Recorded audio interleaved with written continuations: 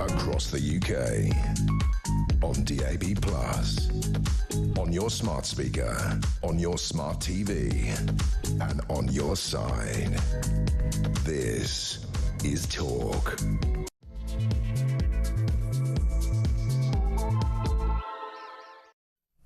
Good morning, I'm Peter Cardwell, in for Julia Hartley-Brewer this Wednesday morning. There's lots to come on this programme, including a look at Prime Minister's questions a little bit later on, but the main theme today, of course, is that barnstorming speech to Congress by Donald Trump. All the things he said about Zelensky, about Greenland, about Elizabeth Warren will bring you all of the highlights. And Claire Pearsall is with me throughout the day between now and 1 o'clock to examine all of it. There's loads to talk about, including 1 million people in Britain can't speak English, raising all sorts of concerns about migration legislation and what the country actually does. Also a cabinet revolt over net zero pledges. There's lots to talk about on that, with Miliband clashing with Rachel Reeves. Jonathan Reynolds is a solicitor, is he not? He's involved as well. We'll take a lot of your calls, texts and tweets. You know me, and on every show I do, I love to hear as many voice notes, as many callers on the air as possible. There's an awful lot to talk about this morning. 0344 499 1000 is the number to call. You can text me 87222 with the word talk in your text. You can tweet me at talkTV or follow me at Peter Cardwell. Remember, the main number does three things. You can ring me, as I say, on that number. You can send me a voice note via WhatsApp, or you can send me a text message via WhatsApp, all on the main number 0344 499 1000. Lots to discuss here on Talk today. Claire is with me, former Conservative Government advisor. Claire, how are you this morning? Yeah, all good. Nice to see you. Nice to see you too. I think we just got to start with Trump. There's there's so much to talk about. Let's have a little clip first. The letter from President Zelensky. Could there be peace in Ukraine on the horizon? Things seem to have slightly defrosted a little bit in their kind of relationship. Let's see what Donald Trump told the joint session of Congress last night. Earlier today, I received an important letter from President Zelensky of Ukraine. The letter reads, "Ukraine is ready to come to the negotiating table as soon as possible to bring lasting peace closer. Nobody wants peace more than the Ukrainians," he said. "My team and I stand ready to work under President Trump's strong leadership to get a peace that lasts. We do really value how much America has done to help Ukraine maintain its sovereignty and independence. Regarding the agreement on minerals and security, Ukraine is ready to sign it at any time that is convenient for you." I appreciate that he sent this letter, just got it a little while ago. Simultaneously, we've had serious discussions with Russia and have received strong signals that they are ready for peace. Wouldn't that be beautiful? Wouldn't that be beautiful? Wouldn't that be beautiful, Claire? Well, wouldn't it just? I mean, that was really the Donald Trump show. I didn't stay up and watch the whole. It was on at 1 a.m. We don't blame you on that one. No, I didn't. I mean, it was an hour and 40 minutes of Trump doing his finest. I mean, I think everybody wants there to be peace. Everybody wants some kind of resolution to the situation in Ukraine. Are we closer, do you think? Not necessarily. I think we're perhaps closer than we were last Friday when it all broke down horribly in the Oval Office. But it still remains to be seen whether the minerals deal will provide the security Ukraine needs. What pressure is Russia going to put on? Is there any chance of the territory taken being given back? I'm not sure we have the answers to those questions at the moment. So I think it remains to be seen. It's always the devil is in the detail. But I think this is a start, and I think Zelensky is certainly backing down because he realises quite how much is at risk for his nation if he does continue with this war of attrition with the US. It is interesting how many times he has paid tribute to America. He has thanked America, thank you America, many times. Of course, J.D. Vance accused him of not thanking America. Yes. He's certainly done that a lot since then anyway. Let's have a look now at one of the Democratic politicians who wasn't happy with what Donald Trump was saying. His name is Al Green. Mr. Green, take your seat. Take your seat, sir. Take your seat. Finding that members continue to engage in willful and concerted disruption of proper decorum, the chair now directs the Sergeant-at-Arms to restore order. Remove this gentleman from the chamber.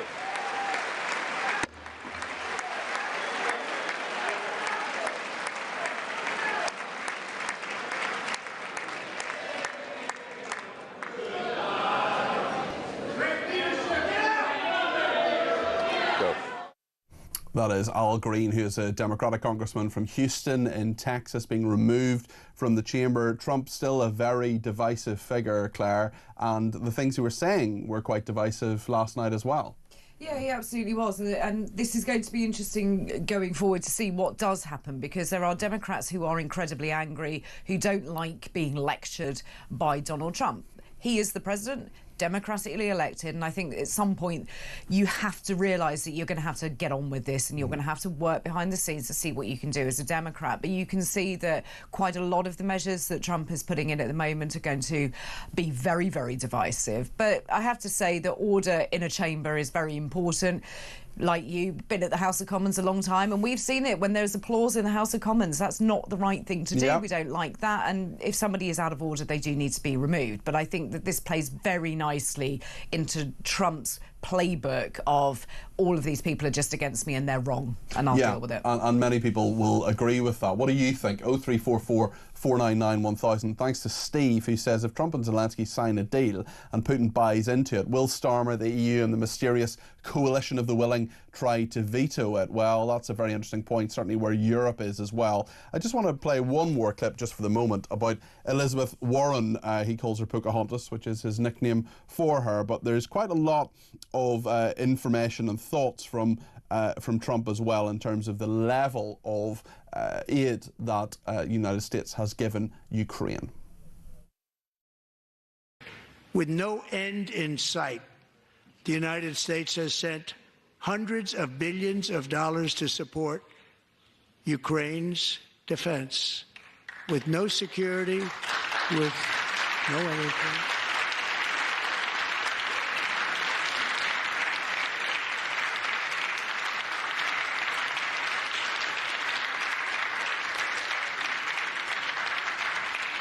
Do you want to keep it going for another 5 years?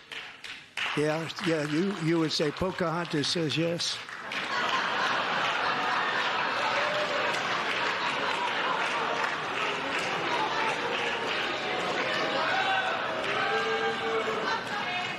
$2,000 people are being killed every single week. More than that. It's almost pantomimic in a way. There is applause, there's boos, there's people being thrown out. Yes. This is not very seemly, is it? But it's the way Donald Trump does politics. It is a show, it is a spectacle, it is him at the centre with the cast around him, and he's the one who's out there, you know, conducting the orchestra, and people are buying into that. And I think people like that. The American people certainly like it. That's why they voted for him in their millions. They want to see that kind of leadership, and they haven't seen it for a while. And we all know that the cult of personality does tend to win at the beginning. And he has points as well, Claire, doesn't he? I mean, he's talking about the huge amount of aid that America has given Ukraine. He wants some of that back, and many of the American people want it back too. They do. They don't understand why they are suffering with a cost of living crisis, for example, which does happen in the States as well as in the UK, and they want to know why billions of dollars are being sent over to a country very far away for a war that seemingly cannot be won. So I understand that. Security for us is a bit of a different story, but you can see the American people want America first, which is what he promised, and this is what he's trying to deliver. So you can't take that away from him. I'm not a huge Donald Trump fan, but the American people want to see where their dollar is being spent, and this is what he's doing. It's interesting you mentioned that, actually, about the cost of living. I was chatting to American friends yesterday, actually. We had a Zoom, and they were saying, I mean, they're pretty comfortably off. They're retired people, and they have enough money, they have a nice house, and they say they just don't go out to eat anymore. They just don't go anywhere out to eat. And actually, I was speaking to another friend who's just back from America, who said that a Big Mac meal in New York is $18 for a Big Mac meal, which is just, you know, these prices are incredible, and you can see very clearly why people are having these very, very big issues about America first, and how important it is to have food that's affordable. Well, exactly, and when it comes to the really basic things that we take for granted, a carton of eggs in America was somewhere upwards of $8. And you think, well, that is absolutely ridiculous. And you can see why people aren't going out to eat, but also why they're having difficulty finding fresh food to have indoors. So, I mean, it is a crisis. Have you seen the memes of the hens? Have you seen with the little Gucci handbags and everything? Exactly, it's the golden eggs. Quite literally the golden eggs, yeah, exactly. I just want to play one more clip. This was an interview yesterday on Sky News of Steve Bannon, who is, of course, very close to Trump, a bit of a Trump outlier and a former advisor to him. And he was speaking to Sky News yesterday about Zelensky. This is a really interesting thought from Steve Bannon. I wonder what Claire thinks, and I wonder what you think. Let me know. Let's have a look at this. Zelensky's a punk. I find offensive your chyron that Zelensky's ready to deal with the United States. I think people to the right of President Trump and people around President Trump, maybe not inside the White House, are strongly advocating absolutely no security guarantee, no minerals deal. Call the bluff of the EU, call the bluff of the United Kingdom, call the bluff of Macron. Let you guys step up, which you haven't to date, and actually do your fair share, if you want to, in Ukraine. We've had... I mean, there's a lot in that quite a number of people will not be too happy with. The UK should do its fair share, for example. Zelensky is untrustworthy, he's a crook and a punk, and he showed what a punk he was in the Oval Office the other day, Mr. Bannon told Sky News. What do you make of this? Well, that is his opinion, and he's perfectly entitled to that. I don't subscribe to it. The one thing I do think he's got a point is that the EU, including the United Kingdom, have been lax on defence spending. And I think it's right that that's addressed, and this has brought it to the fore. This is why you've seen so many EU nations and the UK look to increase their defence spending. So if we get one bonus out of this particularly awful situation, it does mean that our defence is going to be a lot better. And that's what Trump wanted, isn't it? It's interesting that, you know, about 3 weeks ago, what President Trump wanted was increased defence spending, and he also wanted us to at least talk about peace in Ukraine, and that was 3-4 weeks ago. He's been president for 5 weeks, and now we're doing that. Now the world is doing that. He's essentially got what he wanted. He has, but this is the way he does it. He makes the situation look so severe that we have to actually react and do something, and then he just sort of walks away and goes, yeah, here you go, I'm the hero in all of this. You know what, if it does us a favour, I think that we need to suck that up. We really do, because defence spending has been abysmal for at least a decade, and we need to understand that just because we're in peacetime doesn't mean that you don't invest in the forces and the equipment that you have. So that's got to be a benefit to us as a country, and the EU likewise. Their spending has been slowly downwards, but people are realising that they do need to find that money. But President Trump is always going to be the one with playing the strings of everybody, I'm afraid. But in this is right. If you want to be in the club, you've got to pay your fees. You've got to be a joiner if you're going to continue. Claire, plenty more to talk about, including why 1 million people in Britain can't speak English and the possible cabinet revolt over net zero. But I just want to take a couple of calls now. Let's speak to Dave in London first on Donald Trump. Dave, thanks for giving me a ring on 0344 499 1000. What would you like to say? Hi, Peter. I was just listening to you saying you have friends in America that are retired and coming back and all that kind of stuff. Yeah. And I used to live in America. And one thing the Brits don't really get about Americans is they know all about the stock market. Yeah. Their entire life is based on the stock market. They monitor it daily, as do I. And what's happened in the last week is all three of the major American stock markets are now lower than what they were when Trump was elected. The amount of hemorrhage in the last 4 or 5 days is getting close to a stock market crash. So a lot of Americans, many MAGA supporters, they will be watching their pensions going down by thousands and tens of thousands. And of course that has a big effect on us. That has a big effect on us too, Dave. Are you worried? Well, I monitor my pension every day, and it's gone down £70,000 in the last 7 days. Wow. Okay. Goodness me. It goes down 16 grand a day at the moment, because every time the Dow goes down 1% or the Nasdaq 1%, that hits me by about 16 to 20 grand a day. Okay. And so people in the UK who are cheering all this on, it's the tariffs that's the problem now. It's in that speech last night when he talked about the economy. A lot of Republicans sat down and didn't cheer because the tariffs are about to put them into a massive recession and prices are going to go up. eggs are going to go up. They're not coming down. Yeah. So Trump's got that all wrong, and I don't know how he's going to deal with it, but he's going to have to back off the tariffs this week. He's going to have to do it this week. Okay. Dave, thanks for your call. Appreciate that. John is in Dorset and has given me a ring as well. John, good to have you on the programme. What would you like to say? Just a question, nothing to do with the Zelensky and Trump. That's been rehashed, and it's almost pureed. My point is this. I was born in 1944, and I had the benefit of 2 US bases, Bentwaters and Woodbridge, and we lived under that umbrella for a while. We knew that there were nuclear weapons, and I thought that they had taken them out. You remember the big stramash around Greenland Common? I don't, I'm afraid, but feel free to enlighten me. You're probably a bit young for that, Peter. Right. But basically, I read a recent report that the US are bringing nuclear warheads back to Lakenheath in Suffolk. They have nuclear warheads stationed in all the NATO countries, even the ones that don't have nuclear weapons.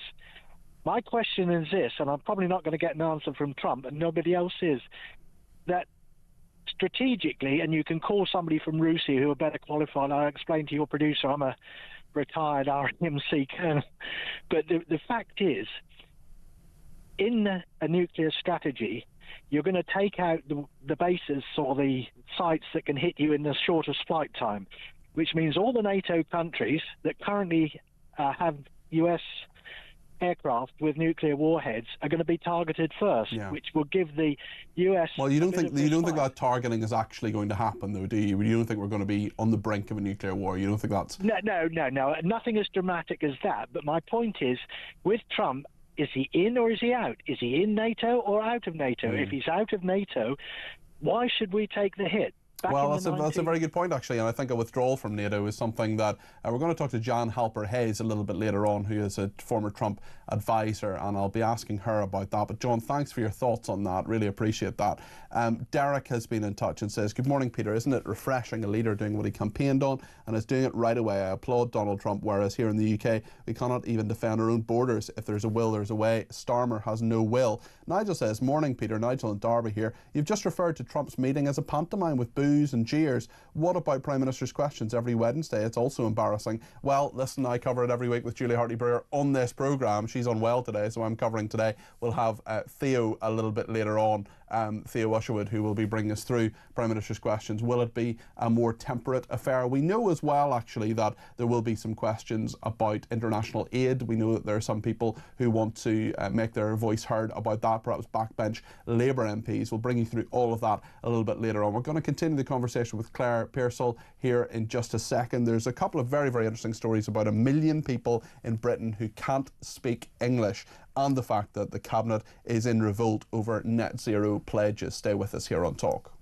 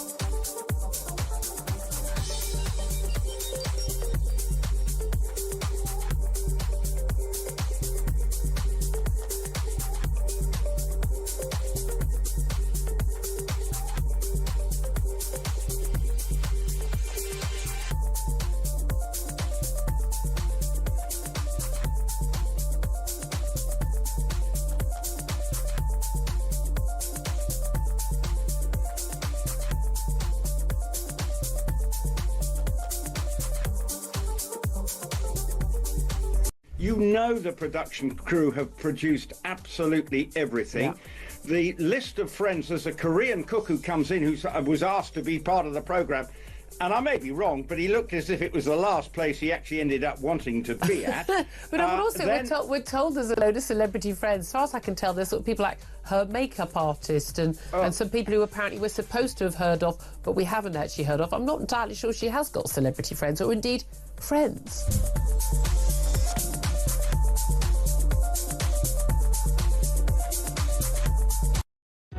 Across the UK, on DAB+, on your smart speaker, on your smart TV, and on your side.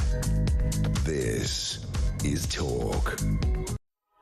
Good morning, this is Talk. I'm Peter Cardwell, in for Julia Hartley-Brewer this Wednesday morning. Julia's unwell, so Julia, if you're watching, we wish you all the best, and we hope that you are back in the seat very, very soon. We will see you before too long, I'm sure. And Claire Pearsall is with me. She is a former Conservative government advisor, with me all morning. And Claire, we've been talking about Donald Trump. Do you know what? I just want to play one more clip because there was just so much in this. Let's go with his message to Greenland as well. And this is slightly recherche, one might argue. His message to Greenland, because he's talked about the United States actually taking over Greenland. Let's have a look at what Donald Trump had to say. I also have a message tonight for the incredible people of Greenland. We strongly support your right to determine your own future. And if you choose, we welcome you into the United States of America. We need Greenland for national security and even international security, and we're working with everybody involved to try and get it. But we need it really for international world security, and I think we're going to get it. One way or the other, we're going to get it. Sounding a tiny bit sinister there at the end. Claire, can you see the United States having control of Greenland? It is a bit random. No. And I recently spoke to a couple of Danish academics who said absolutely not. They're not going to give it up. It is their territory. It isn't for sale. And I think Mette Frederiksen, the PM of Denmark, has been quite abrupt on it and said it's not for sale. Go away, we'll allow you to come in as visitors, but this is ours. And I think it's quite right. You can't just go in, as we've seen, go in and take territory. It is a really strategically important part, but also the people of Greenland do not want to be bought. Although there is one, I read a really good interview actually in the Sunday Times with one guy who's like really pro MAGA. He's got his MAGA hat on and everything, saying come Donald Trump and take Greenland. It is a bit strange, but listen, he says it's very, very important. I wonder what people at home think about that. Should the United States take Greenland by fair means or foul? 0344 499 1000. Claire, there's a lot of other things around today, including here in the United Kingdom. Let's talk about the 1 million people in Britain who can't speak English. There are all sorts of ideas and problems about integration, because there are so many times when there are so many migrants who come here who make a huge contribution, many who don't as well. But if you don't speak the language of the country, that is going to be a massive drawback, isn't it? Yeah, it certainly is. I mean, you can understand if people come to the country, English is relatively difficult, so it is going to be slower to pick it up. But there are communities that don't feel the need to learn English. And it's unsurprising because the doctor surgery will have information in their own language, the shops will speak their own language, so will the schools. And translators will often be given for free. Translators will be given for free, well, not for free, at the cost to the British taxpayer, well, exactly. Which angers everybody, and rightly so. And there is no reason for these people to ever learn English because everybody around them is talking in their language. Yeah. So I think we need to look long and hard, and it's something that I've been dealing with at the Home Office many years ago now, but it was looking at communities, looking at how we can encourage, in the strongest possible terms, people to take English lessons. And it becomes very, very difficult in some cultures when you're looking at women going into a learning establishment. There are particular difficulties with that, but we can't let this continue because people aren't going to integrate. They're not going to become taxpayers if they can't pick up the language, and therefore they can't work. So this situation can't be allowed to continue, but I don't see anything coming out of the Labour government.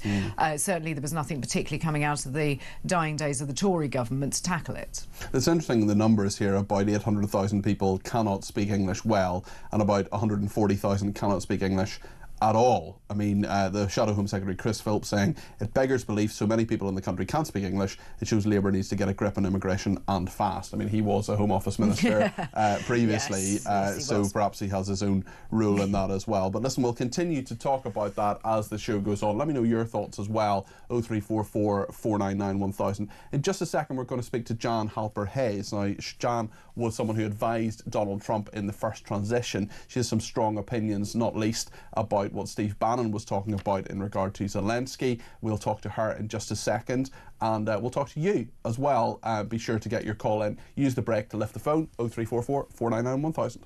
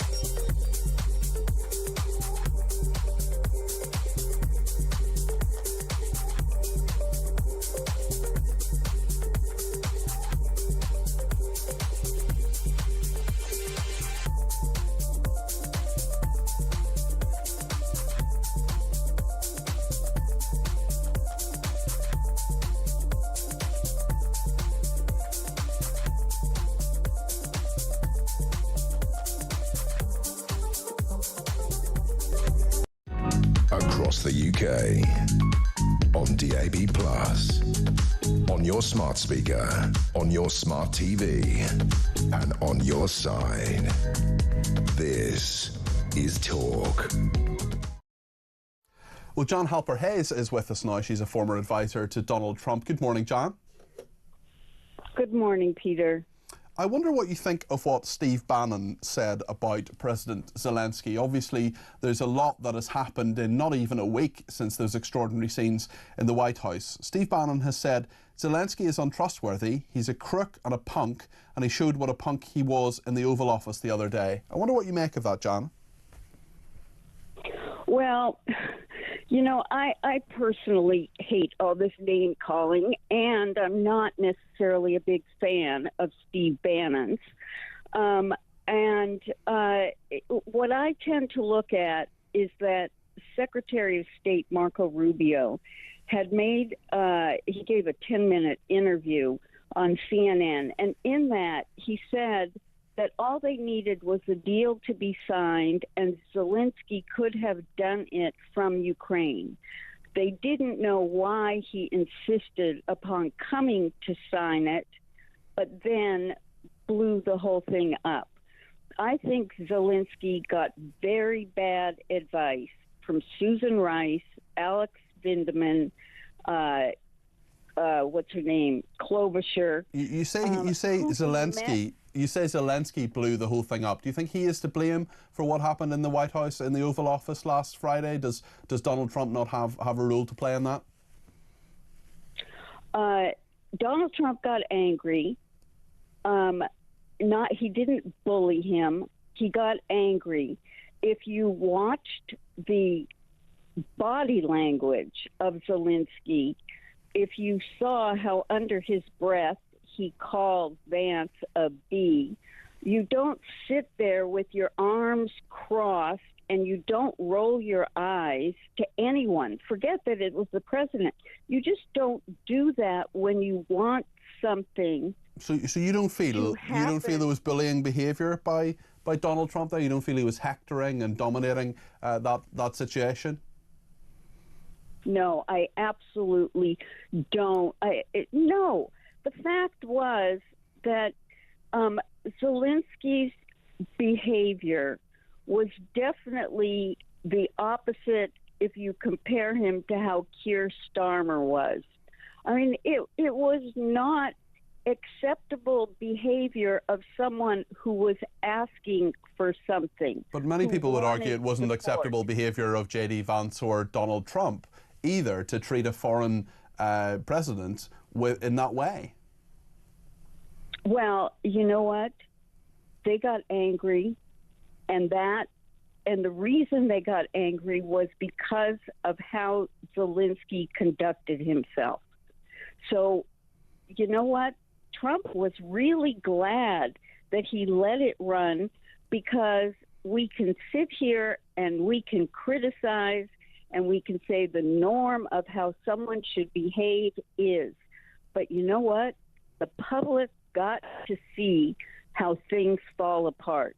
And Donald Trump was happy that the public got to see in transparency. For 40 minutes, everything was fine. And then Zelensky changed course. And Trump, I'm not sure that I would agree that J.D. Vance should have gotten involved in it. That, I think, triggered it, made it worse. Okay. You say things fell apart. Do you think they're perhaps coming back together again a few days later? Because it seems that the two camps are in discussions again. We may well get some sort of minerals deal, but that has come at a heavy price for Ukraine because American military aid has been cut off. Well, if they want a ceasefire, why do we have to send more aid? Because evidently they have enough to go. They're not on ceasefire yet, John. No, they're not on ceasefire yet. But if they're saying that they are willing to have a ceasefire, and what Donald has proposed is ceasefire for 30 days while we try to work things out. Are you happy with that? Because some would say that actually allows Putin to have the upper hand in all of this, and it looks as if Ukraine, which is the junior partner clearly in both relationships, both in regard to America and to Russia, the dominating force of Russia and then the dominating force of the United States has the upper hand there. You know, I think when we start looking at who has the upper hand, who's winning, who's losing, the fact is that all Donald Trump really cares about is that the killing stops. And if that asking for a 30-day ceasefire while they negotiate, what is wrong with that? Some people feel everyone wins in that. I'm sure neither of us wants anybody any further deaths in Ukraine. I'm sure Donald Trump doesn't want that. Zelensky doesn't want that either. From the perspective of Putin, some would say that that actually excuses and appeases what he does, and which cannot be justified. Look, I think bottom line is you never trust Putin. But what you have to do is make sure that you craft a ceasefire agreement that has that worry in it. Okay, so, I mean, it's interesting because many people would say actually that Donald Trump has been far too easy on Putin and has in many ways trusted him and is taking his line. I just wonder what you make of that.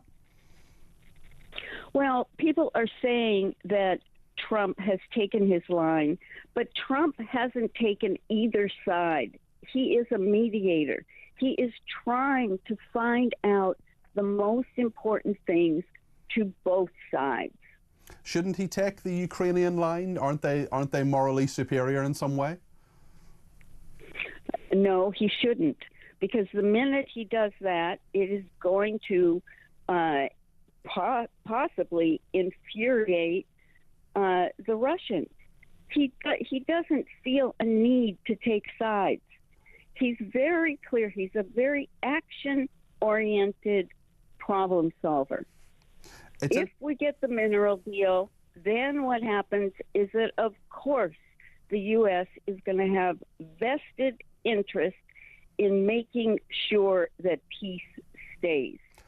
Do you believe, Jan Halper-Hayes, do you believe that Russia and Ukraine are essentially as bad as one another? Do you feel that there's no difference between the two of them? Because many people would argue differently. Well, look, I think the Ukrainian people deserve peace.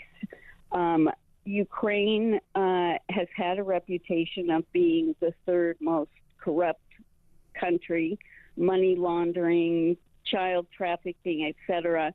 But you know what? I don't want to discuss those things because Russia, I could go on with a long list about Russia as well. The thing is that... I mean, Russia invaded Ukraine, didn't it, Jan? Yep. Yeah. They're the aggressor here. Do you agree with that? Of course. Okay. They violated international law. Mm-hmm. So what should happen now in regard to international law? Because Trump is saying that he's withdrawing military support. He's hinting, perhaps, I don't want to read too much into this necessarily, but he's hinting perhaps that America doesn't view NATO and certainly many Western European countries as doing what they want them to do. What do you think happens now? You know the man. What does he do now?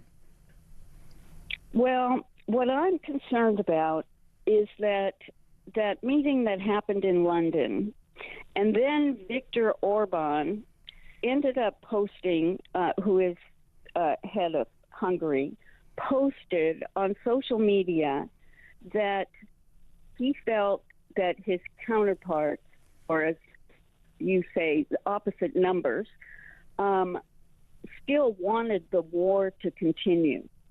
If Viktor Orban is talking to Trump, then Trump is going to be influenced a little bit by that, and he is going to be wary. Starmer is putting pressure on Trump right now to send the ammunition, and I don't think that is a wise strategy. Sign the mineral deal, then let's look at what the next steps are.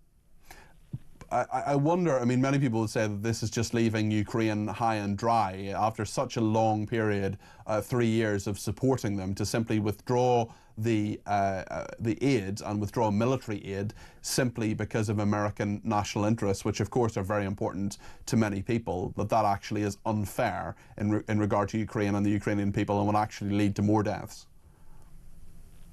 Well, you know, people can make that comment, but the fact is they still have a lot of ammunition and they can keep on fighting. And I'll go back to my previous comment, a 30-day ceasefire. I mean, we can pass all sorts of value judgments, but that's not what goes on here. There are some who say that Trump has actually taken Putin's side already by default. What would you say to that? Trump has not taken anyone's side. If he really took Putin's side, Putin offered Trump, after the Zelensky meeting, all of the rights to their rare earth minerals. Donald Trump could have just said, yes, we'll do that, and screw Ukraine, but he didn't. Okay. Can I ask you about something else, about the speech last night and the fact that Donald Trump was talking a lot about various issues in regard to the American economy and tariffs. Do you think tariffs are a good idea? Is a trade war what America needs now? We've already had one of our callers on this morning talking about the fact that his pension has taken a massive hit because the Dow is down. Okay. Trump's position is, if that country sets a tariff of 25%, we are going to reciprocate. It is reciprocal tariffs. If you don't want your cars to have a tariff, make them in the States. I mean, that's more easily said than done, and neglects, many would say, the realities of global trade, really. And I mean, you'd say it's retaliatory, but Trump has come up with this. It wouldn't be happening if he hadn't mooted it in the first place. I didn't say retaliatory. What I said was, if they impose X percent tariffs on us, he is going to do reciprocal tariffs on them. Okay. And the Greenland plan as well, many people will say that's a sort of bizarre idea. What do you make of that? You know, I don't make anything of it right now. Trump throws things out. I tried explaining this the other day to someone.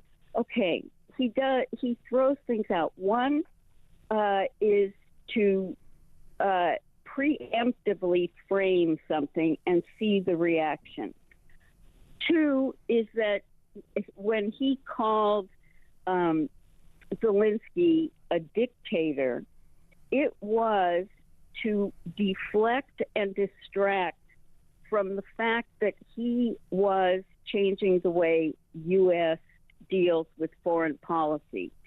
So you could either focus on that he called the media, it continues to focus on he called Zelensky a dictator, but they don't spend time looking at the way that the U.S. is changing the way that they deal with foreign policy. Well, I think the media has spent quite a lot of time on that, John. And is it not perfectly reasonable for people to take the President of the United States literally and at his word? You know what? A lot of times I'm told words matter.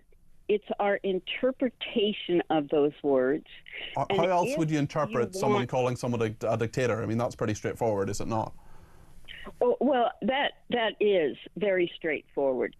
But what I'm saying is that if you don't look at the context of it, the timing of it, you need to understand that sometimes some of the things that Donald Trump will either post on social media or say publicly is to distract or deflect from other things.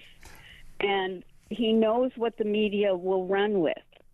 Would you agree perhaps with the leader of Reform UK in this country, Nigel Farage, who said, I think it was about a week or 10 days ago, that Donald Trump often says we should take him seriously, but not necessarily literally? Exactly. Okay. John, thank you. John Halper-Hayes there, former advisor to Donald Trump. Very interesting. A lot of what she said there. David in County Down in Northern Ireland wants to react to that. David, what would you like to say? Good morning, Peter. Morning. Reference that lady there. Donald Trump effectively has tied Zelensky's hand behind his back. Then he gave him the coup de grace by stopping foreign aid. And he's played into Putin's hand. Even after the Oval Office spat, what do you call them? The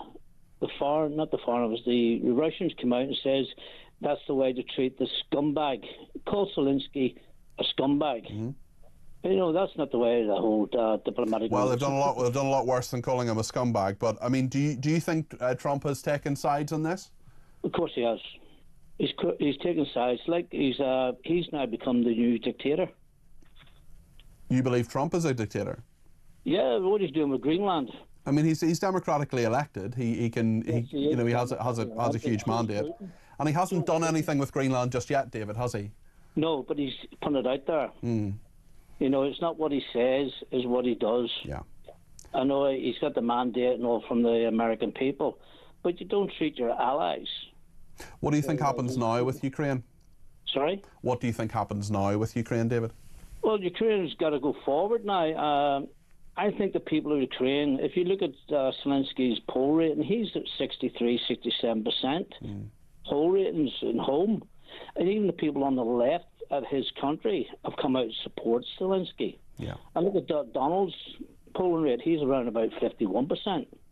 So, you know what I mean? Yeah, although these things fluctuate. David, thanks for your thoughts. Appreciate that. Claire, what did you make of what John Halper-Hayes said? I found that a remarkable interview, actually, in terms of what she was saying. It was very, very interesting. It was, and there were a lot of points to pick up. I think one of them is the social media, that the President of the United States is using social media to distract and deflect. Why?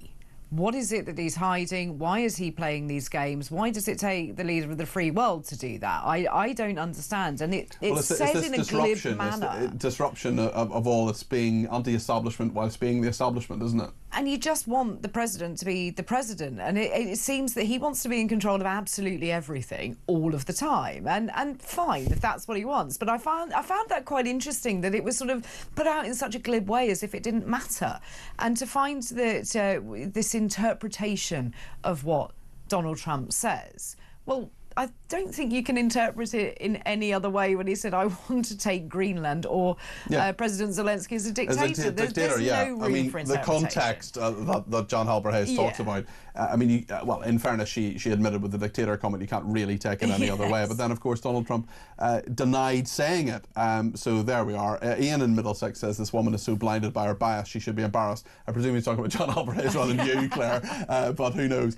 No, I think it's John Halper-Hayes he's talking about. Trump only lives for his ego and greatness. Somebody needs to cut him down to size before he does more damage. Dangerous man, as dangerous as Putin, says Chrissy. And John in Skipton says, after 9/11, should the UK have refused to pick a side and encourage the USA and Al-Qaeda to start talks? This would have avoided the many deaths in Afghanistan that followed. John, it's a reasonable point. Of course, you've sort of got your tongue in cheek there. We were obviously very, very allied with them, and many servicemen and women did a great job in Afghanistan. Then were betrayed at the end, I would argue, by President Biden. I think that was his biggest failing, actually, as president.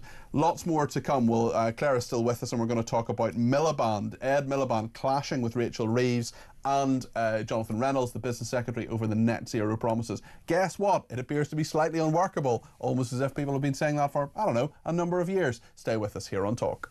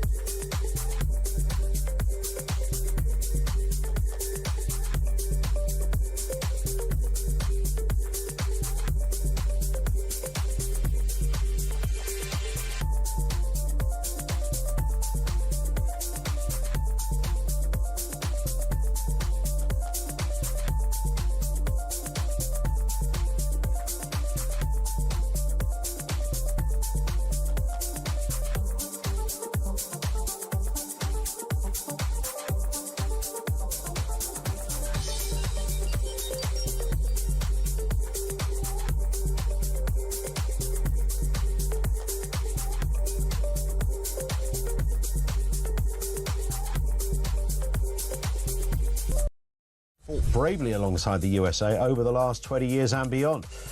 We know that some 636 Brits died fighting in Iraq and Afghanistan alongside the United States. So I don't know what random country he was referring to. What is weird about this, again, this is all about which end of the telescope you look at. So you've got J.D. Vance essentially saying the way you get peace is to give us some money. That's kind of what's being said, right? Just give us some minerals.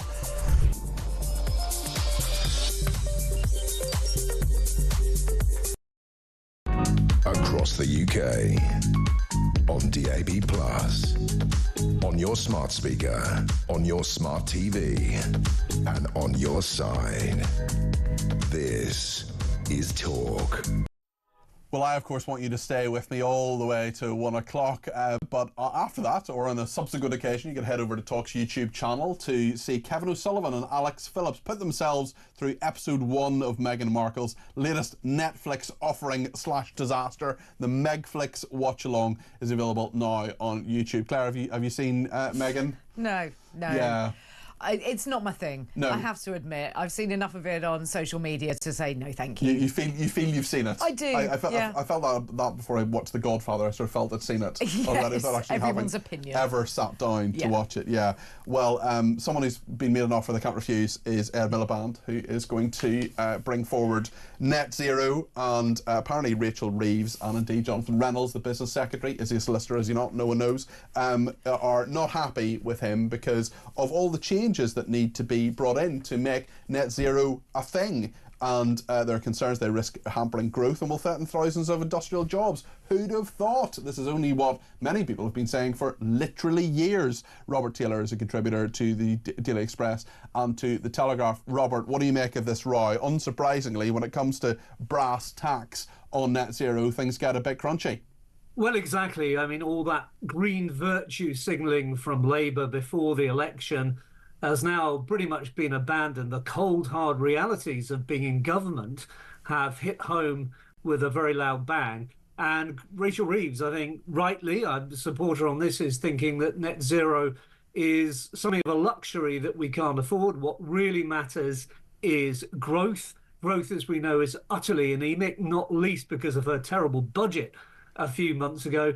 And she's now... And the spring statement's coming up later in the month as well. I'm sure that will make things all right again and everything will be perfect. Well, we can live in hope, can't we, Peter? I mean, it's reported today that she's looking at absolutely slashing the welfare budget, and I think that's something that many people on the right of the political spectrum would support. But what she's also saying, or appears to be saying to Ed Miliband, is it's all very well talking about net zero, but at the moment we just can't afford it. Look what we're going to have to spend on defence. That's going to go up. We simply can't afford these net zero initiatives. Yeah, it's interesting about different sort of tweaks as well.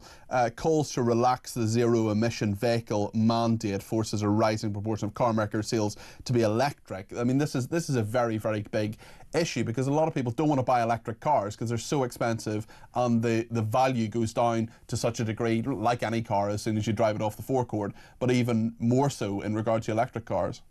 Yeah, and also the lack of infrastructure. People are worried about getting on the road and then finding they can't charge, or there's a huge queue to charge. It takes too long. And people are just saying, well, I think I'll wait until the infrastructure is better. And of course, the infrastructure needs to be invested in. And what Rachel Reeves is saying, no, we have other priorities at this time. I believe she's quite right on that. In terms of net zero and what the public thinks, there seems to be a lot of thinking on this, certainly from me as well, that most people are happy enough to do their bit. We're happy to do a bit of recycling. We're happy to think about the environment a bit. Some people think that's nonsense and don't worry about it and everything will be fine and it's all a myth. But this sort of zeal for net zero, changing the entire economy, changing the entire way of life, some of the suggestions that have come out that we eat less meat, for example, that people are taxed more heavily on flights and so on. I mean, that is going to have real world changes to how people live, and there's going to be resistance to it. And unsurprisingly, we have the Transport Secretary, the Business Secretary and the Chancellor saying, hold on a second here. Yeah, and I think Morgan McSweeney, this is, of course, Starmer's chief advisor, is edging towards Rachel Reeves' point of view rather than the Ed Miliband point of view, because he knows where public opinion sits. And public opinion is saying, well, look, it's all very well doing all this kind of net zero stuff, but we only have in Britain 1% of emissions, carbon emissions, for the world as a whole. So why are we wearing this hair shirt? Yeah. Why have we got this by law determination to hit net zero by 2050 when all it's going to do is actually hurt our economy, at least in the short term? That's what most people, I think, are now thinking. Robert, thank you. That's Robert Taylor there, who's a contributor to the Daily Express and Daily Telegraph. Claire, where do you stand on net zero? Oh, well, I'm of the opinion that it is quite a lot of nonsense. I want to have a warm home. I don't mind doing my bit. I recycle. I try and have sustainable clothing. I go to the charity shop, so I'm not buying new things all the time. But I'm not going to be told to get rid of my lovely gas boiler, which works nicely, to have some kind of heat pump which isn't going to warm my house up. I can't have an electric car because I don't have anywhere to charge it. And there's no room where I live, and there's no infrastructure locally. So I think until we sort a lot of other things out, until we look at public transport, making it more affordable, making it more regular and more efficient, don't tell me that I have to get out of my car. Yeah. Those are the things I think we need to sort out as a country Make it right first and drive behaviour. Yeah, exactly. we heard a lot about nudging as time went on. Liam's been in touch and says, a lot to be said about Trump and how he's handling things, but if you want American help, money and aid, then it's got to be done Trump's way. If we in Europe don't like that, then go alone. But we know we can't. We want his help and money, yet done our way. It doesn't work like that. Billy has been in touch on Twitter. He says, hi Peter, what extraordinary conversation with Jan Halper-Hayes, we spoke to you a little bit earlier on this hour. She spent the whole time trying to defend Trump and his erratic and irrational behaviour. She managed to say absolutely nothing about the actual situation at hand. This is the issue for the whole administration at this time. James has been in touch and says, I know a lot of people have issues with Donald Trump, but if Western leaders had taken the problems facing the world seriously, then Trump would have no mandate. The longer problems are ignored, the worse the fix becomes. We are lucky to have Trump. If the problems are continued to be ignored, the next guy will be far worse. And Dan in Bristol, if Biden had a backbone and wasn't a zombie president, we probably wouldn't be here. Biden was weak and Putin continued to push. Europe needs to pick up the tab for defending its own realm. If I were a US taxpayer, I'd be furious Europe wasn't paying its way. That's Dan in Bristol there. Well, we're going to talk to my favourite guest of all time, who is, after Claire Pearsall, obviously, who is Ralph Schulhammer, who will be with us in just a few minutes' time. He's a professor at Webster University in Vienna. He knows this back to front in terms of how Europe's going to react, what the Germans are doing with this and defence spending, Trump, and how the world will react to what Trump said last night. We'll look at a few other clips of what Trump said. It was in the middle of the night, so if you watched it, good for you, but I would imagine most people didn't. We'll also be taking your calls and messages and talking about the million people who can't speak English and a crime bill. Is it a gimmick? Only 55 more people in prison at the end of it. Stay with us here on Talk.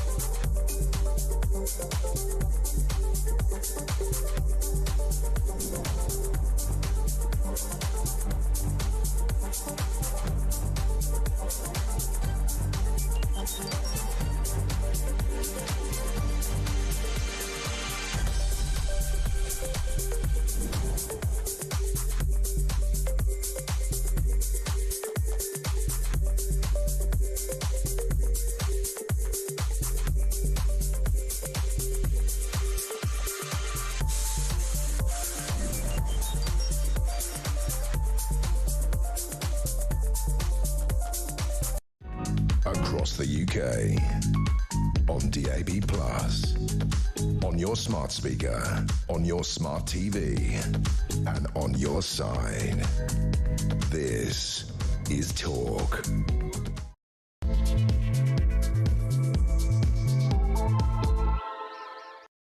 Good morning, this is Talk. I'm Peter Cardwell. Thank you so much for your company. Peter Cardwell here, in for Julia Hartley-Brewer, who is sadly unwell, but will be back very soon, I'm sure. Lots to discuss this morning, including Trump's address to Congress last night. He upset quite a few people. He said quite a few controversial things. We'll look back to some of the lines that he put out there. Also, interestingly, he talked about a letter that he had received from Zelensky. The Russians, within the last few minutes, have said that's a positive development, and who knows, we could be on our way to peace in Ukraine. Let's certainly hope so. We'd want the bombing and killing to end there, but what will peace actually look like? We'll talk to Ralph Schulhammer in a second, who's a political theorist and professor at Webster University in Vienna. There's lots more to come this hour as well. We'll take your calls, texts and tweets as usual, and talk about nearly 1 million people in Britain who can't speak English, the cabinet revolt over net zero, and Rachel Reeves talking about a further 1 million young people being at home doing nothing, and that being a stain on our country. Also, Peter Blexy will be with us to talk about the crime bill. Is it just a gimmick? Only 55 more people will actually be jailed at the end of it, taking up a lot of parliamentary time, a lot of time of our parliamentarians and politicians.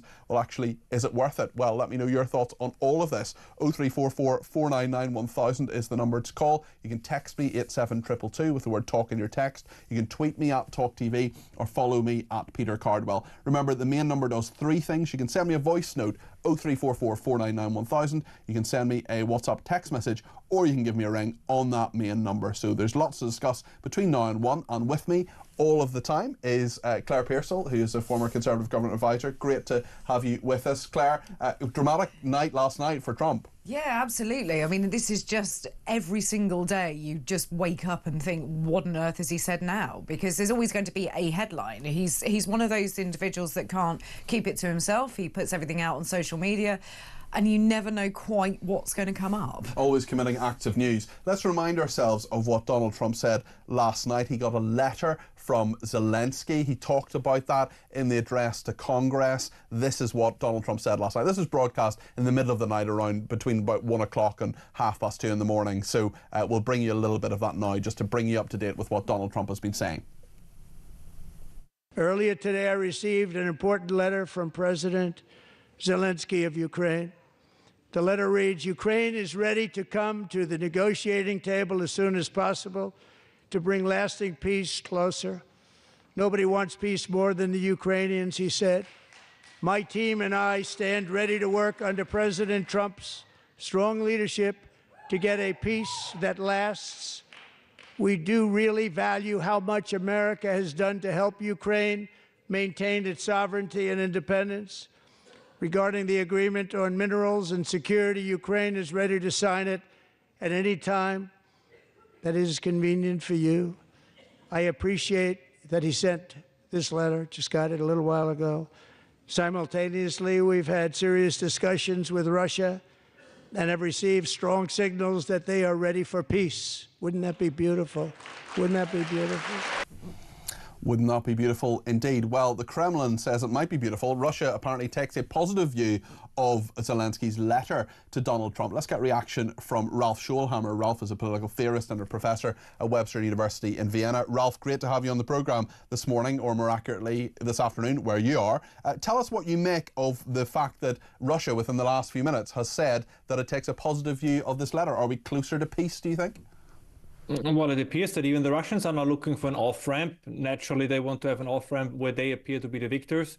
That is something that Trump also appears willing to give them, which is why at the moment, and this is what you hear in the commentariat a lot, he seems to be pro-Russian. But I think this is just part of the diplomacy that you have to conduct if you want to get them to the negotiating table. I mean, this is dirty business. So this is a strategy. This is a strategy to appear pro-Russian. Well, let me put it this way. When it comes to strategy, Trump is certainly no Talleyrand and no Metternich, but I think at the moment he's the best the West has got. And if any kind of ceasefire that then could enter into an actual peace agreement, if this direction could be taken, I think I don't see why anybody would be against this. And He even said in the clip that you just played, right? He said a minerals and security deal. I mean, I believe that was always the purpose of the minerals deal, that this was a security guarantee through the back door. And for whatever reason, either it was bad advice or he didn't think about it. It seems that Zelensky originally did not understand this, or it was not communicated efficiently enough. And now it comes because, as Bloomberg has reported, I would say quite accurately, the rare earth in Ukraine are not particularly impressive. So the idea that the Americans will get a huge economic benefit out of this are not true. So why would they do it? Because if you have American business interests in Ukraine, it's a tripwire for the potential of a renewed Russian aggression, and the Russians have no interest in a direct conflict with the United States. There's an awful lot in that, Ralph, as there always is when you answer any question. I wonder if we could just drill down a little bit into that idea about security guarantees, because I think this has been lost a bit. And my impression of this is that the security guarantees are actually there, because if you have a $500 billion deal with Ukraine and you're going to extract minerals with them, if that is in fact what happens, well, that in itself is a security guarantee, because it is within the United States' interests to keep Ukraine secure. And whilst it may not be as formal or as straightforward as perhaps other countries want it to be, it will be within America's interest to actually have some guarantees within that. Do you agree with that? No, I agree with that. I mean, the big dividing issue is, are we talking about a security guarantee for Ukraine with or without the Donbass in Ukraine? And I'm pretty sure he's not saying it, but I believe that the US administration has come to the conclusion that whatever peace agreement is coming, it will mean that certain territorial concessions to Russia are being made. Again, I'm not saying this because I approve of it, but I do not at the moment see any alternative, because the support that Ukraine would need in order to reconquer these areas, neither the Europeans nor the Americans are willing to give that kind of support. So that's, I think, also the big problem for the Ukrainians, because they would have to admit, okay, there will be territorial losses, and this is something that I completely understand on a moral level, right, on a personal level, that this is something that appears unacceptable to Zelensky. But I think given where the great powers, and that is in this case the United States, but also China, of course, and Russia as the other, as the aggressor, of course, in this war, but nonetheless, this is probably where this is going to end up.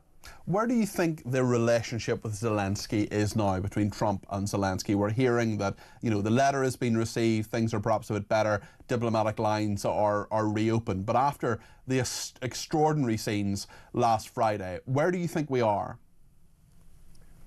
Well, as the Russian spokesperson said, it's all now a matter of the details. But these details can become quite tricky, because there must be some ceasefire line, right? There must be some agreement on where then the new dividing line between Russia and Ukraine is. And this is going to be problematic, because even when we have this conversation, we are never entirely sure what the future Ukraine is going to look like. And as I said before, I'm not saying this because I find this particularly, positive. I just think it's the reality on the ground that we have to face.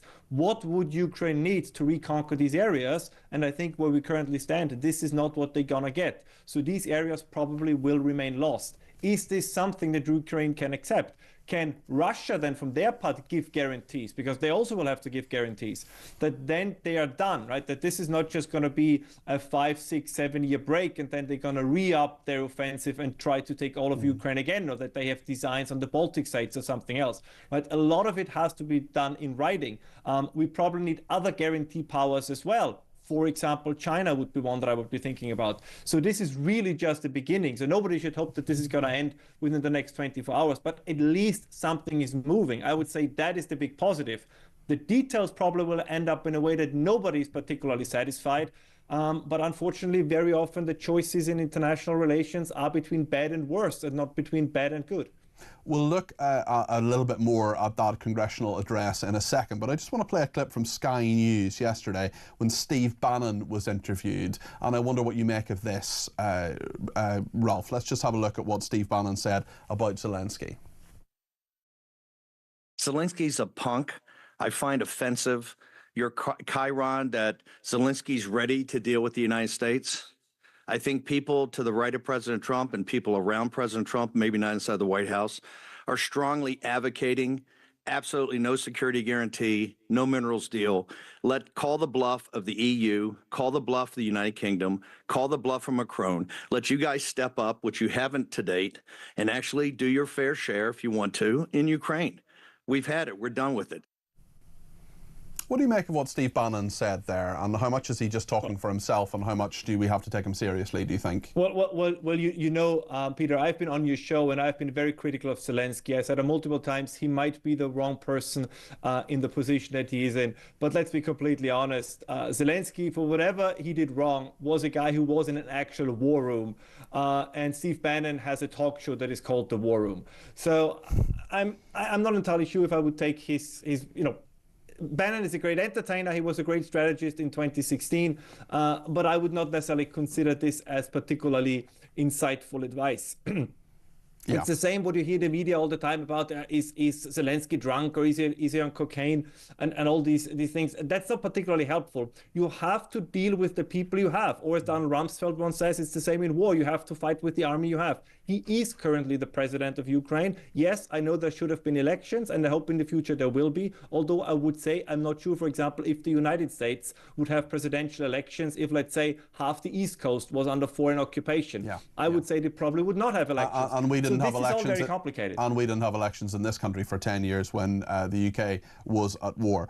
Tell me your thoughts on Germany and what they have done in regard to defence spending, because Friedrich Merz, who's probably going to be the new Chancellor, it's a very interesting move. And I think that if you look at what Trump was talking about 3-4 weeks ago, increasing defence spending was something he wanted. He also wanted to talk seriously about peace in Ukraine. Now we're doing that. So if you take away all the bluff, bluster and noise, that's actually, he's got two things he wants.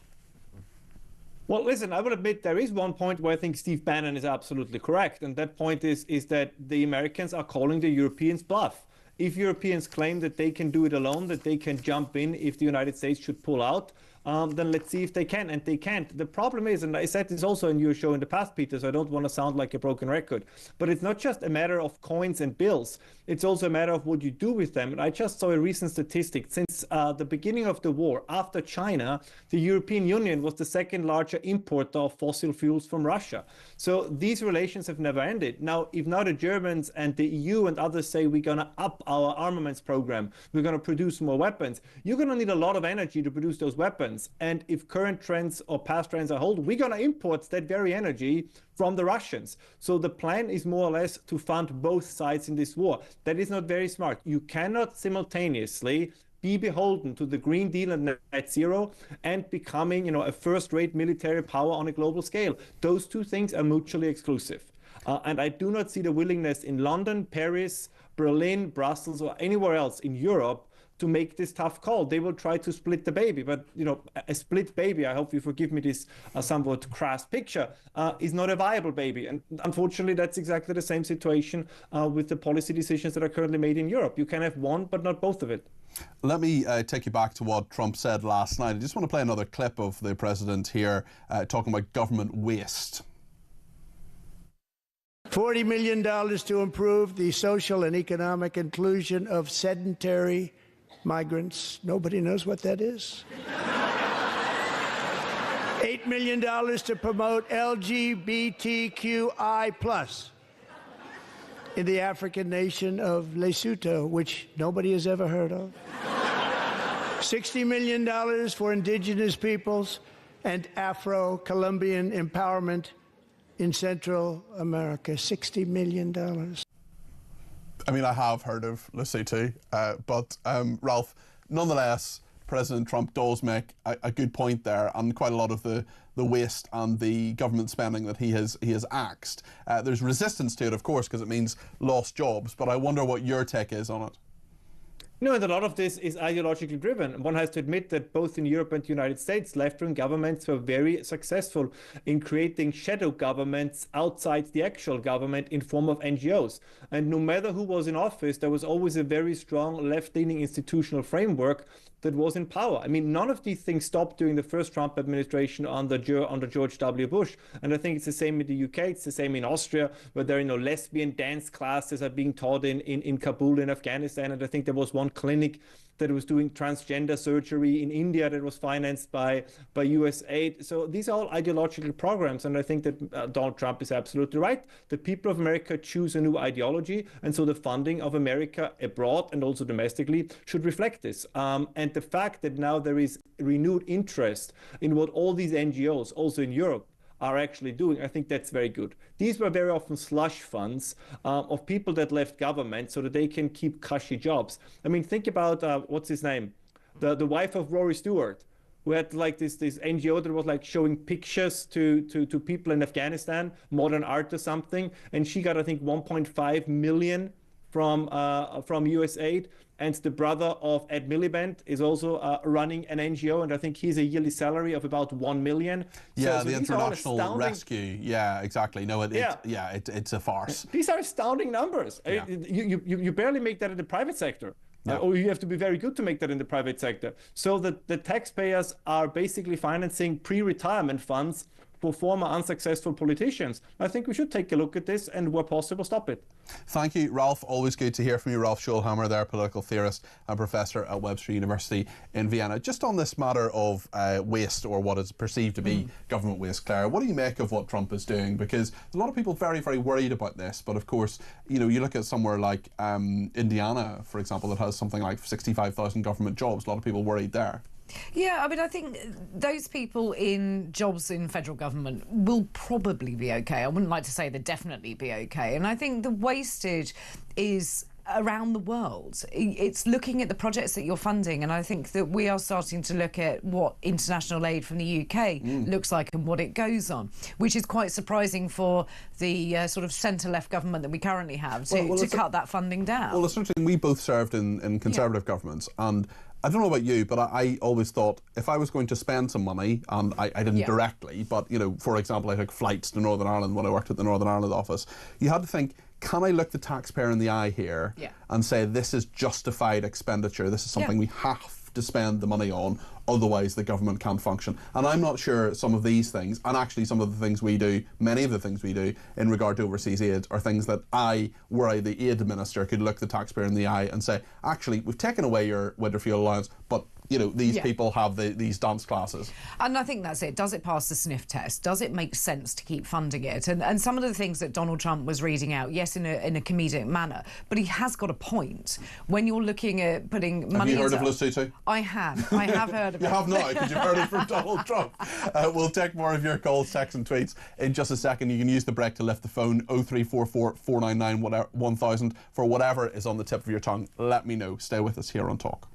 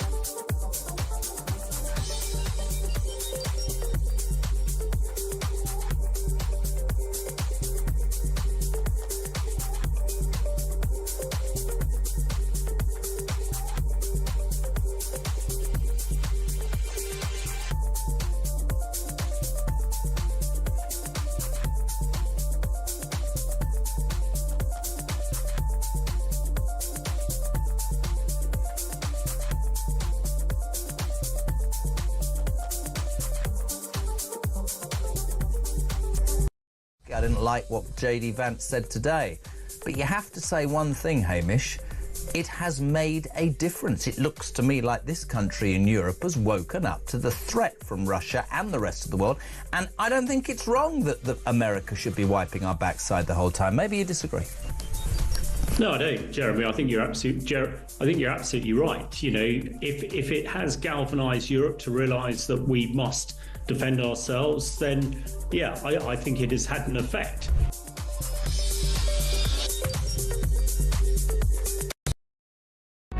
Across the UK, on DAB+, on your smart speaker, on your smart TV, and on your side. This is Talk. Thanks to Phil on Twitter, who says, I agree with Claire about heat pumps. They're too big for most flats and they're not as good at keeping us warm as gas boilers. Gas combi boilers heat the water we need and the heating is at the temperature we want when we want it. And thank you to Ed, who says, morning Peter, can you tell me why Ukraine cannot join NATO? Well, Claire, we kind of know that this is because you need to be invited to NATO, essentially, and you need to have all sort of the agreement of other nations as well, don't you? And meet all sorts of criteria. Yeah, you do. And I think one of the problems that we've got at the moment with Russia and Ukraine is the fact of NATO expansion. And that has always been the one thing. If you are a Russian president, you are not going to want more NATO members on your doorstep. So I think that there are sort of geopolitical arguments, but there's also the fact that you need to be invited. You've got to be coming into the club for a good reason. So I think that this is a moot point at the moment. I don't see that Ukraine are going to be allowed into that particular club anytime soon. Thank you to the person who has called me a planter, which is basically racism. Peter, the planter does not like Steve Bannon for speaking the truth. That's someone with a flag of the Republic of Ireland, referring to the plantation of Ulster in the 1600s, which is apparently my fault. Let's talk to Peter in County Down, who has given me a ring on 0344 499 1000. Peter, you're very welcome to the programme. What would you like to say? Peter, nice to talk to you. I do appreciate you. I don't agree with you, but I do appreciate you on air. That's okay. Nice to see somebody. I see you had a County Down's very popular. Yes, with another person from County Down earlier on today. Yes, no, but we on this programme, on my programmes, we disagree without being disagreeable. So let me know your 100%. Tell me your thoughts, Peter. Well, just know I did hear you saying, I've heard it over the weekend and all, that Russia is aggressive. Now, I'm no fan of Russia, but I'm no fan of Britain either. Obviously, for what happened here in Ireland, but Britain, USA and NATO actually overthrew the government. I do hear it another time on your station, not on your programme. Do you not feel that Russia is the aggressor, given that they invaded?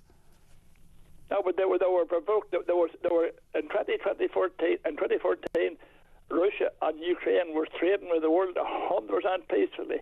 There's three people there. I hope you give me a minute now to mention their three names. John McCain's dead.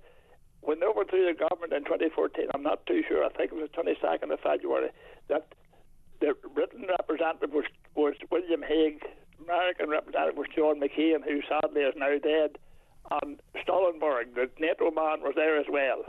Jens Stoltenberg, yeah. That's all on record, Peter. Okay, but I mean, there was essentially an invasion by Russia taking over a region of Ukraine, and then 3 years ago there was a further invasion. You don't feel Russia was the aggressor? No, because I'll tell you why. Now, they're accused Zelensky of starting the war. He didn't start the war, but he could have stopped it, and he had to sign no NATO. But if Russia started the war, then surely they're the aggressor. No, but they didn't. They wanted, and I do understand it, and Britain would understand the same. Britain would do exactly what Russia is doing if a NATO-style world bullies came on their doorsteps. You know, they wouldn't. You don't feel Putin is who sends drones to kill innocent civilians? You don't feel he's the aggressor here? Well, all wars cause death. I didn't agree with the war. I could see this coming actually in the news in 2014. It said my facts are all. Okay, well, we will agree to disagree again, Peter, but thank you for your thoughts nonetheless. Brian in Blackpool has given me a ring as well. Brian, what are your thoughts? Good morning, Peter. Thoroughly enjoy your show. Thank you. But I must correct you on one thing. I was alive in 1945. My friends' parents, two were in Japanese prisoner of war camps and two were fighting the Japanese. We were at war when Churchill had the election. Okay. I spoke to Winston Churchill when I was 16 years of age. Did you really? Where was that? I did. Where was that? That was outside his home when he knocked me on the floor when he opened the door of his car and Clementine picked me up. And what did you say to him? Don't push me over again, Mr. Churchill. Sir Winston. No, he turned around and gave me a marvellous piece of advice. Uh-huh. He turned around and said, always look for yourself. Don't take anybody else's idea. He says, your eyes, your ears prove what you see. Wow. Goodness me. Well, listen, thank you for that information. Brian, what a fascinating story. My goodness, thank you. That was Brian in Blackpool. Really, really interesting call. Goodness me. Steve in Cambridge says, morning, Peter. Oh, I so hope Miliband will resign over the loss of his net zero agenda, but I don't think he will, unfortunately. Great show, says Steve. Mike says, morning, Peter, regarding any peace still between the Ukraine and Russia, Trump would be wise to tread carefully in his dealings with Putin. Trump may find himself getting bitten on the backside in 2 or 3 years' time when the peace may still well collapse after Putin has his time to get his house in order. We shall see, says Mike. Anne says, how arrogant of all these net zero zealots to think they are bigger than the universe. The world will still be turning when we are dust, just like it has for millennia. And Bill in Romsey says, do you think Labour's change of mind reference defence and net zero? Do you think they're now trying to burst reform's bubble? Great show, says Bill in Romsey. We have had a couple of changes of mind of this government, certainly on defence and maybe a little bit now on net zero. What do you think? What's going on here, Claire? It's quite interesting because they are looking at the threat from parties like Reform, and suddenly the decisions a Labour government would normally make are not being made, and they're looking at what's popular, which is not a usual way for a government to run. Normally they have their policies and that's what they're going to stick by. So it is quite interesting to see the U-turns that have gone on. But I do think that it is more the impression that this was a party who had campaigned to win an election but not to become a government. They had no plan in place, and it was quite evident from the beginning of July. Their manifesto was fully costed, Claire. Apparently it was. Should we go back through that again with a little red pen and a calculator, because I'm not seeing it and I'm not buying it. Well, I think others may agree, others may disagree. Let me know what you think. 0344 499 1000. We've got Kevin Hollingrake in a second. He's the Shadow Housing Secretary. We're going to talk to him about all sorts of things, including what you want to ask him. He is a senior Conservative. He's in the Shadow Cabinet with Kemi Badenoch. She'll be at Prime Minister's Questions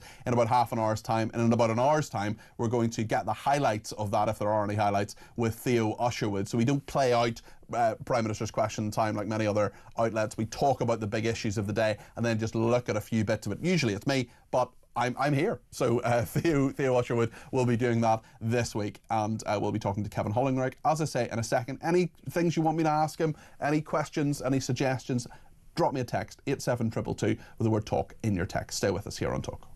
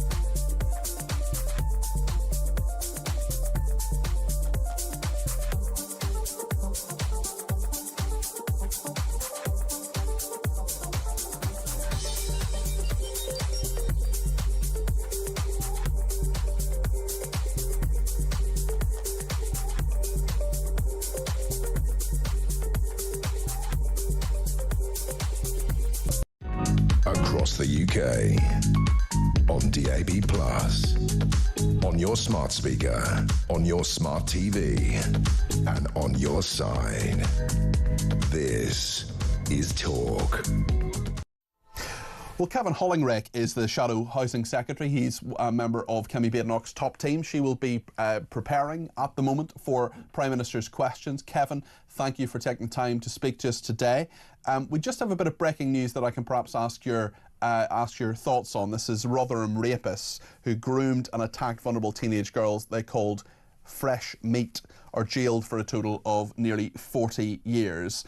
This is Romulad Stefan Hopothet and Absalom Sigoyo, who groomed and raped girls who were vulnerable in the extreme, have been jailed at Sheffield Crown Court for 20 years and 18.5 years respectively. The court was told during a 5-week trial how the girls were sexually assaulted several times a week over a period of 6 months in the South Yorkshire town by a gang of men who referred to them as fresh meat. I mean, this is just appalling.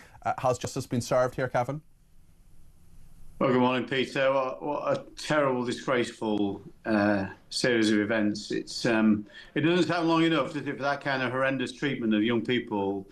And it reinforces the case, I think, for the national inquiry we've been calling for. It's not just to establish how and why this happened and the culture in some of those communities, but it's all about who knew what, and was there a deliberate attempt to conceal what was happening and to turn a blind eye to it. That's what we'd like to see, because then perhaps people can be held to account, but also we won't make the same mistakes again. And we've learned an awful lot here, but it just is unthinkable what's happened to these young girls. Kevin, thanks for your reaction just to that breaking news that has come in, just to say those rapists in Rotherham there who groomed and attacked vulnerable teenage girls have been jailed for a total of 40 years. Thank you for your reaction to that. I want to ask you about a number of things, Kevin. One of them is, of course, what's likely to come up at Prime Minister's question time about the defence budget. We know that a number of Labour backbenchers are going to talk about the fact that the defence budget has gone up, the aid budget has gone down. That's something Kemi Badenoch says that she supports the Prime Minister with, but aren't you worried that Britain's sort of the view of other countries of Britain abroad, the work that has been done with international aid, will be lost as a result of this? Well, I, like the opposition, I'm worried more than anything about the security of our nation and the citizens within it. That's our primary responsibility. So absolutely, the reason you have aid budgets is for our soft power, but sometimes hard power is much more important than soft power right now. And so I fully support what the Prime Minister did in terms of getting to 2.5% by 2027. But we need to go further than that. We need to get to 3% of GDP. These are very difficult times, worrying times. So we need to accelerate our spend on defence, replenish our own resources due to the supplies, military aid we provided to Ukraine, continue to provide that, but also make sure we've got the resources we need to keep this country safe. Given what President Trump said last night in his address to Congress, do you feel we are closer to peace in Ukraine? Well, I hope so. And I think Kemi Badenoch's doing the right thing in trying not to inflame the situation. And indeed, the Prime Minister did similar, I think. But so I think the most important thing is some calm heads, be sensible about this, try and look for the common ground and try and make sure we get to a position where we can have a peace negotiation that's in Ukraine's interests. That's the vital thing here. This is not about just doing a deal for a deal's sake. It's about making sure Ukraine is treated well and fairly. It's very important that Ukraine takes part in those negotiations. No one would be against a ceasefire, but the ultimate peace deal has got to be in the interest of Ukraine and the Ukrainian people. There's a number of stories around today I'd quite like to ask you about, specifically about an alleged cabinet revolt over the net zero pledge. Is Ed Miliband perhaps going in one direction? Rachel Reeves, as she prepares for the spring statement later this month, going in a different one, taking perhaps Jonathan Reynolds and maybe even the Chief of Staff to Keir Starmer, Morgan McSweeney, with her. This is a policy that originally under Theresa May was put through with not a huge amount of debate. There were successive governments have pledged to net zero, but the wheels seem to be falling off here. The practicalities of net zero don't seem to be working in the way that people want them to. Can you understand the problems here, and do you think the Conservative Party will perhaps think again? Well, there's a real split in the cabinet, isn't there? I mean, you've got the ideology of Ed Miliband heading off in one direction, and you've got the the panic-stricken Rachel Reeves thinking, oh my God, I've got to do anything to stimulate growth, having completely wrecked economic growth in this country by talking the country down, the economy down for 7 or 8 months, and then hitting business with £25 billion of tax rises, which she said she wouldn't do. So this is why growth has stalled, and it has. We're the fastest growing economy in the G7. We're now the slowest growing economy in the G7. And she's trying to find any way to stimulate growth. I do think we have to take a pragmatic approach to decarbonisation. We cannot have the most expensive energy in Europe. We've got to move to a cheaper energy mix. That's why we relaxed the rules around oil and gas extraction and licenses. We granted 100 new oil and gas licenses in 2023 to make sure we weren't overly dependent on expensive renewables. It was a case, the expense on renewables isn't just about the generation, it's also the intermittency, which then means you've got to have lots of backup resources to be able to batteries and the like, which costs a lot of money. Those grid connections cost a lot of money. So we've got to do this with a smooth glide path. And this is what the opposition has said. It's no good just setting an objective at 2050. You've got to work out how we're going to get there and make sure as you get there, as we become a nation that's less dependent on fossil fuels, we do it in a way that is affordable for businesses. Kevin, we've just had some figures come into the building now. 326 Channel migrants arrived yesterday on 6 small boats. We know that 1,168 migrants have arrived in March so far, 3,224 since the start of the year, and 26,466 migrants have arrived since Starmer became Prime Minister. Your party colleagues didn't get a grip on this. Rishi Sunak, in fact, has spoken today about how stopping the boats was the wrong phrase to use, but it doesn't seem Starmer is either. Well, the way we were going to deal with this is Rwanda. That was the right thing to do. Okay, we might have not managed expectations properly, but it was still the right strategy. If you say to people, if they come to the UK, they can't stay in the UK and claim asylum, you're going to go to a third country, a safe third country, which in our case, our plan was Rwanda. What happened then, of course, is the Labour Party voted against those plans 132 times in Parliament. Would Kemi Badenoch still send people to Rwanda today? If Kemi Badenoch was Prime Minister, Rwanda would be back on the agenda, would it? We are very clear there will be a solution which will include a third country, a safe third country, whether that's Rwanda or a different one, but nevertheless, the principle is the same. People want to come to the UK because they like what the UK has to offer them. And let's look at this. Not all these people arriving are seeking asylum. Lots of these people are economic migrants. So if you say to those people, I'm sorry, the UK cannot be a solution to every single person who's unhappy with life in their own country, that if you come to here by those means, which we declared illegal, which the government's now reversed, then you'll go to a safe third country, and that will deter people making that journey in the first place. What do you make of the news today that almost 1 million people in England speak little or no English? It's appalling. I mean, that's simply wrong, and that's why our new plans to make sure that people cannot apply for citizenship for 15 years, it's currently 6, raising the bar to entry to this country, raising the bar in terms of citizenship. Many of those people came in during the Conservative period of office previously and couldn't speak English. I mean, that was a failing of the last government, wasn't it? Yes, we made mistakes. There's no doubt about it. And we made mistakes on migration. We should say, hold our hands up when we get things wrong. We did introduce English tests and raise the standard of those, but you still got lots of young people coming with people on visas, dependents. That's where I think a lot of this problem is arising from. So we recognise that. We changed the rules while we were in office, which would have reduced those numbers significantly. For instance, one of the things we did is raise the salary threshold for people coming to the UK up to £38,000. Labour's now reversed that, dropped it back to £26,000. So that will be a higher number of migrants because of that. Yes, we made mistakes. Yes, we corrected them. Labour's now reversing those changes. OK, Kevin, thank you very much. That's Kevin Hollingreich there. He's the Shadow Housing Secretary. He's on the Conservative front bench. On the way to Prime Minister's questions, which we'll review in about an hour's time with Theo Usherwood. We'll bring you the highlights of that. Lots to discuss there. Claire, what did you make of that interview?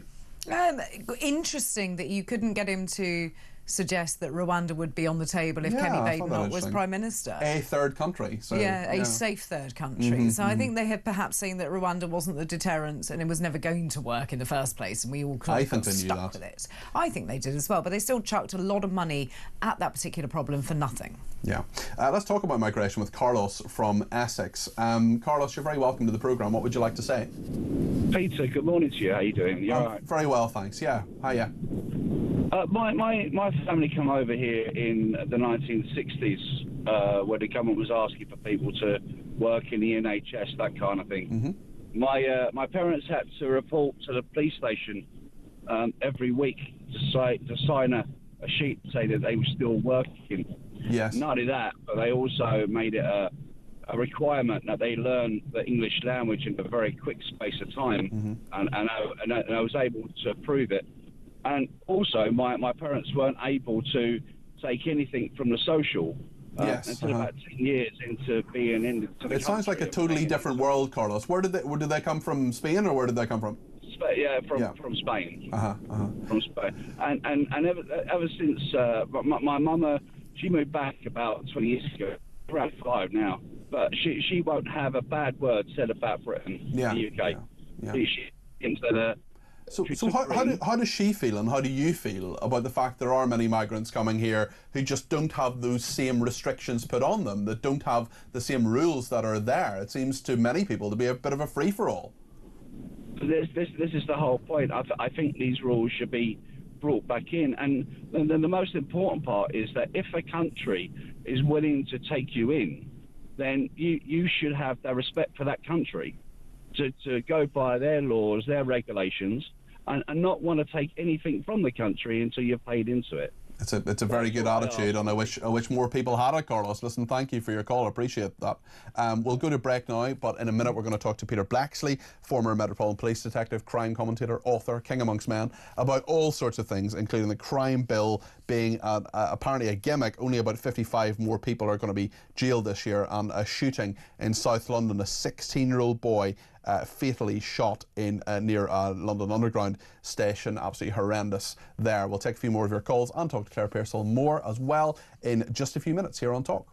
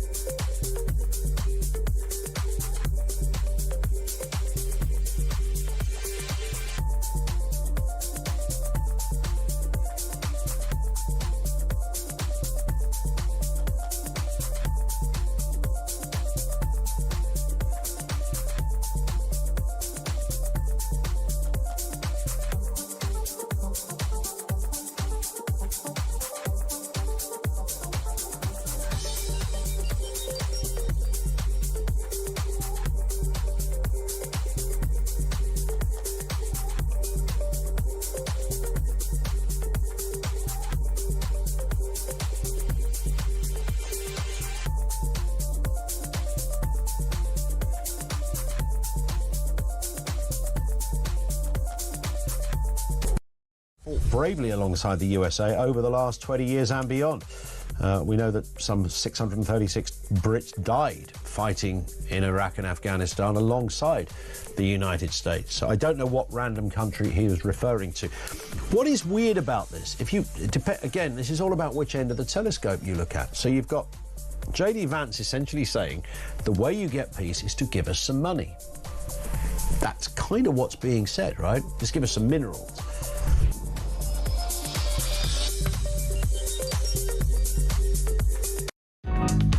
across the UK. On DAB+, on your smart speaker, on your smart TV, and on your side. This is Talk. Simon is in Derby and has given me a ring about immigration. Simon, 0344 499 1000 is the number you called. Thanks for doing so. What would you like to say? Hi, good morning, Peter. Good morning, Simon. Hi. Good. I just thought I'd give you a bit of a tale of how my wife, who I've been married to for 16 years now, how we got full residency here, and it wasn't easy. Where is she from? Where are you from? She's from. I'm from Derby, but my wife's from Beirut. Okay, right. And she's a lawyer, but not a human rights lawyer. Right. Lawyer. Okay. And so we came here on a spouse visa. That was £1,000. Then you're not allowed to apply for permanent leave to stay until you've been here 3 years. That was another £1,200. Yeah. And you have no recourse to public funds, even though she's got a job and paying tax and national insurance, and you can't vote either. No voting, no. So we then actually finally she's gone for full nationality. She had to do she actually did a GCSE in English at York College. And they said, "Oh no, that's not good enough. Sorry, there's not enough spoken language in the." I would have thought that would have been a fairly good representation of whether you can speak English or not. And what did she get in her GCSE? She got a pass. She got a C. A lot of people failed it. Okay. She then had to do a life in the UK. Right, you have to do that. And then she had to do get a certificate in spoken language. £150. Yeah. The nationality was another £1,200. So it's racking up to about £5,000 so far.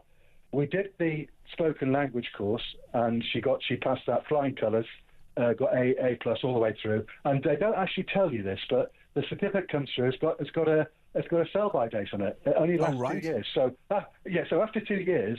Even this is a government. You have to have this if to go for nationality. You can't get nationality unless you can prove you can speak. This just seems to. I mean, she's clearly done all the right things. She wants to be a citizen of this country. She's married to you. You know, she's made a very clear commitment to living in Derby, and this is taking a very long time. I mean, do you think it's right that it's so difficult? Well, I think they should. I mean, obviously. The thing is, they do all the background checks on you, which is fair, which is what the country would expect to do. But none of these people that are coming in are going to have anything like the amount of forensic bloody examination. Well, exactly. Nothing like it. And as always, it's the people who play by the rules who get penalised. Simon, just one final question before you go. Whereabouts you live in Derby? I live Breeston's about 7 miles north of Derby. Ah, very good. I lived in the city itself. Actually, I lived in Wealdon Avenue back in the day. And sorry, I actually have another question. Did your wife bring her delicious Lebanese cooking with her? Well, she's not good at that. But oh, really? You're not meant to say that on the air. Well, it's all right. She wouldn't mind me saying it, I can tell you. Okay, fair enough. I'm a big fan of Lebanese food, I must say, as my waistline would suggest. Thank you. That is Simon in Derby there. On a much more serious note, of course, than Lebanese food, but of course those figures have come out on immigration. We're going to talk about that. We're also going to talk about this sentencing. Rotherham rapists who groomed and attacked vulnerable teenage girls they called fresh meat. I mean, it's just absolutely horrendous. Are jailed for a total of nearly 40 years. These are two men who groomed and raped girls who were vulnerable in the extreme. They've been jailed at Sheffield Crown Court for 20 years and 18.5 years respectively. Well, Peter Blexley is a former Metropolitan Police detective. He's a crime commentator here at Talk. He's the host of Crime Suspects on YouTube, which is made by this company. He's author, speaker, many strings to his bow. Peter, what is your reaction to these two scumbags going to prison for about 2 decades each? Not long enough. Their offending is of the most serious type, where young women children are abused and therefore carry a burden for the rest of their lives, which very often simply does not go away and can prevent people from moving on, having a rewarding, fulfilling life themselves. So I would like to have seen these jail terms to be much, much longer. And of course, with a thorough examination as to the background of these people, where they live, their residency, and the such like. That said, we do have convictions, So applaud that, and credit to the detectives that put what would have been a very complex case together. There are, of course, many, many others awaiting trial and in need of arrest. And of course, what so many people would also like to see is those held accountable, the police officers that looked the other way, the council officials that didn't do their jobs and the such like. I know many people would like to see some of those people in the dock. Do you think we're starting to get a grip of this problem now that we're properly having a conversation about it, as we did at the start of the year, Peter? Yes, not before time though, and it is the input from the National Crime Agency that is beginning to make a difference, although they, of course, have a very wide remit, a lot of responsibilities in the field of law and order, but some of their resources have been deployed and have done a good job in these type of cases. But there will be more, and rightfully so. Let's hope that those people that almost facilitated it, those police chiefs that didn't go into these investigations like they should do because they were afraid of being branded racist, well, that's misconduct in public office as far as I'm concerned, and I know many other people that share that view. I certainly do. I'd like to see those investigated, and I would like to see some of those cowardly, pathetic, lily-livered police officers gripping the rail in the dock. Peter, Robert Jenrick, who's the Shadow Justice Secretary, has criticised the crime bill. He says it's a gimmick and says only a handful more offenders will end up in prison. This is a piece of legislation that will take up an awful lot of parliamentary time. Home Office said new offences would carry prison sentences. The bill would toughen existing sentences.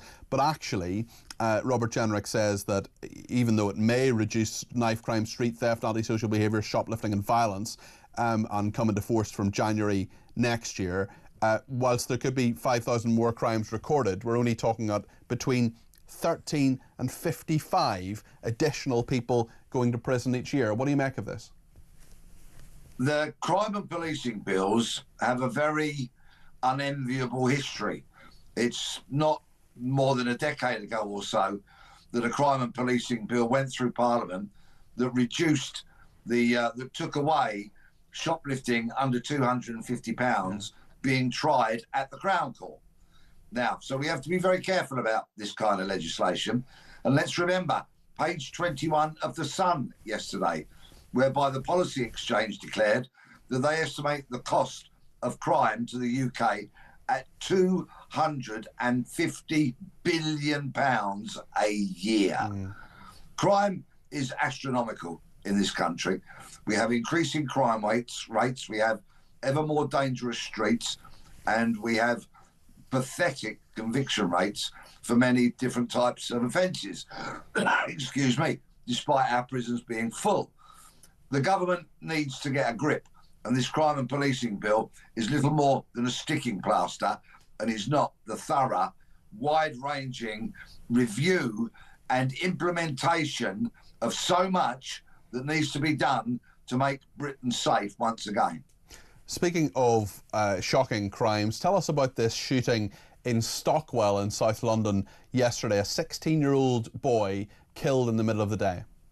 Yes, at around 2:20 yesterday afternoon, police and paramedics were called to bizarrely named Paradise Road in Stockwell, far from a paradise yesterday, tragically, where they tried to save the life of a 16-year-old boy who had been shot.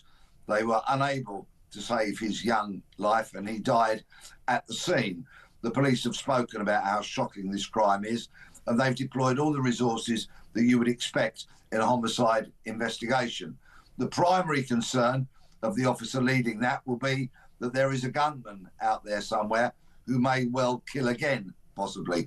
So they will be urgently trying to identify and locate the offender and hopefully take both the gunman and the weapon off the streets. But we're awaiting updates from the Metropolitan Police. Yet another teenager killed on the streets of London, the second this year. May his young soul rest in peace.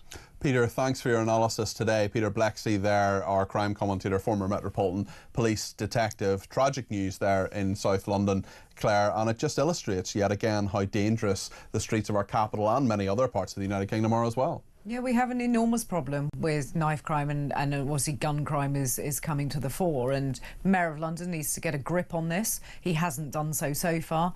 But also I think that families need to look at the behaviour of their own children, and I speak as somebody who's the mother of a 16-year-old, so I do have a little bit of skin in the game in that respect, and you do need to keep an eye on them. You need to keep them occupied, and they should be in school or college or somewhere doing something productive. Nobody wants to wake up to that kind of message. Nobody wants the police on the phone or knocking on your door saying, I'm sorry, your child is dead. And actually, talking about people being productive, Rachel Reeves says 1 million young people are at home doing nothing, and that is a stain on our country. We're going to talk about that in the next hour. But actually, Claire, with your immigration hat on, what you worked on in government, these figures about 326 new Channel migrants arriving yesterday in 6 small boats, and we know that 26,466 migrants have arrived since Keir Starmer became Prime Minister. What do you make of those figures? Well, it's unsurprising. The weather recently has been much better, so the boat crossings were always going to increase, and nothing has been put in place to ensure that the French police they're smashing the gangs. Apparently they are, just as much as we were stopping the boats. It is absolute nonsense. You can't do it unless you work across the EU and internationally. It's a global problem, but you need the French to actually do what they're supposed to do with the money that we give them. Rishi Sunak has said in an interview that stop the boats was the wrong phrase. It was impractical. It was too binary. What do you think of that? Yeah, he's quite right. It was a really interesting interview with him, and he was quite candid about it, that he shouldn't have done it. It was too binary, and it absolutely was. Stopping the boats, yeah, look nice on a podium, but if you're not going to have the detail behind it and you haven't got the clout to actually go out and do it, it's absolutely pointless. OK, Claire, thank you very much. That's Claire Pearsall there, who is a former advisor to the Conservative government. Lots to come still on the programme. Want to make sure I get your calls, texts, tweets and voice notes as well, smoke signals, telepathic messages, however you want to communicate. Let us know. 0344 499 1000 is the main number for telephone calls, and indeed WhatsApp voice messages and WhatsApp text messages. In the next hour, we're going to talk about what we mentioned a second ago, Rachel Reeves saying that 1 million young people are essentially doing nothing, and that's a stain on our country. Also, Zelensky and Trump. Sean Pinner is going to join us in a few minutes. He's a former British soldier and Ukrainian Marine, so we'll see what he thinks. He was involved in the siege of Mariupol. In fact, Mariupol, he was captured and sentenced to death in a show trial. Very, very interesting story that he has to tell. We'll also take a look at Prime Minister's Questions, which is getting underway in a couple of minutes' time. We'll get the highlights for you from Theo Usherwood and talk about 4 in 10 British people thinking women's equality now discriminates against men. What do you think about that? 0344 499 1000.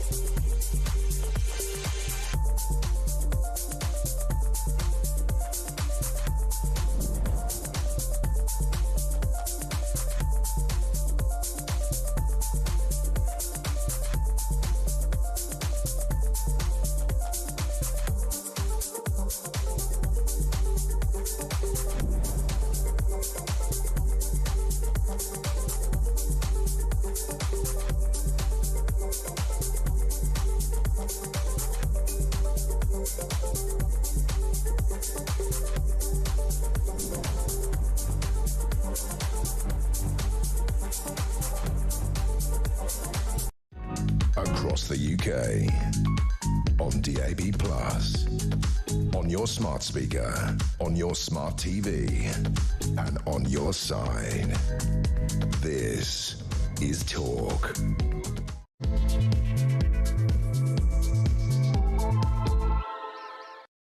Good afternoon, this is Talk. I'm Peter Cardwell. It's great to have your company. I'm here until 1 o'clock, sitting in for Julia Hartley-Brewer, who's sadly unwell. She'll be back before too long, I'm sure, and we wish her all the best. Loads to talk about this Wednesday afternoon. Prime Minister's Questions is, of course, getting underway. We're not watching it. Theo Washerwood is watching it for us, and he will bring us the highlights in about half an hour's time. We'll also talk about Ukraine. Big developments there, especially overnight, in regard to President Trump in Washington, giving a very controversial discussion, his not quite State of the Nation, because he doesn't do that till next year, but a joint congressional address to both houses of Congress, setting out his thoughts on Ukraine. He talked about a letter that he received from Zelensky as well. We'll talk to Sean Pinner in a second. He's a former British soldier and Ukrainian Marine. He is he's in Dnipro, and we'll find out what he thinks of all of that. We will also talk, as I say, about PMQs and the fact that 4 in 10 Britons now think women's equality discriminates against men. What do you think of that? Indeed, any of the topics we're talking about today. We've talked about the Rotherham rapists who groomed and attacked vulnerable teenage girls. They've been sent to prison for 40 years in total. 0344 499 1000 is the number to call. You can text me 87222 with the word talk in your text. You can tweet me at talkTV or follow me at Peter Cardwell. The main number does 3 things. You can send me a voice note, you can send me a WhatsApp text message, or you can give me a ring, 0344 499 1000. And I'm delighted that Claire Pearsall is with me as well, former Conservative Government advisor. Claire, very interesting in regard to Zelensky and Trump. We'll play a couple of clips in a second, but the reverberations are being felt around the world of what he said last night. Yeah, absolutely. I think everybody is looking now and pretty much detailing every single line of the hour and 40 minutes that President Trump spoke for. People are interested in what he's got to say. They're looking for what's being thrown out there as a potential policy idea, and I think we're all paying a lot more attention than we have done previously. Well, let's have a look at what President Trump said last night before we speak to Sean Pinner. This is specifically in regard to a letter he received from President Zelensky. I was on air last week, as I am every Friday, with Talk Drive between 4 and 7, and we saw what was happening in the Oval Office. There's extraordinary scenes. We were reacting to that. Still, people are reacting to it, but things seem to be slightly on a more even keel now. Let's have a listen to what President Trump had to say last night to Congress. Earlier today, I received an important letter from President Zelensky of Ukraine. The letter reads, "Ukraine is ready to come to the negotiating table as soon as possible to bring lasting peace closer. Nobody wants peace more than the Ukrainians," he said. "My team and I stand ready to work under President Trump's strong leadership to get a peace that lasts. We do really value how much America has done to help Ukraine maintain its sovereignty and independence. Regarding the agreement on minerals and security, Ukraine is ready to sign it at any time that is convenient for you. I appreciate that he sent this letter, just got it a little while ago. Simultaneously, we've had serious discussions with Russia and have received strong signals that they are ready for peace." Wouldn't that be beautiful? Wouldn't that be beautiful?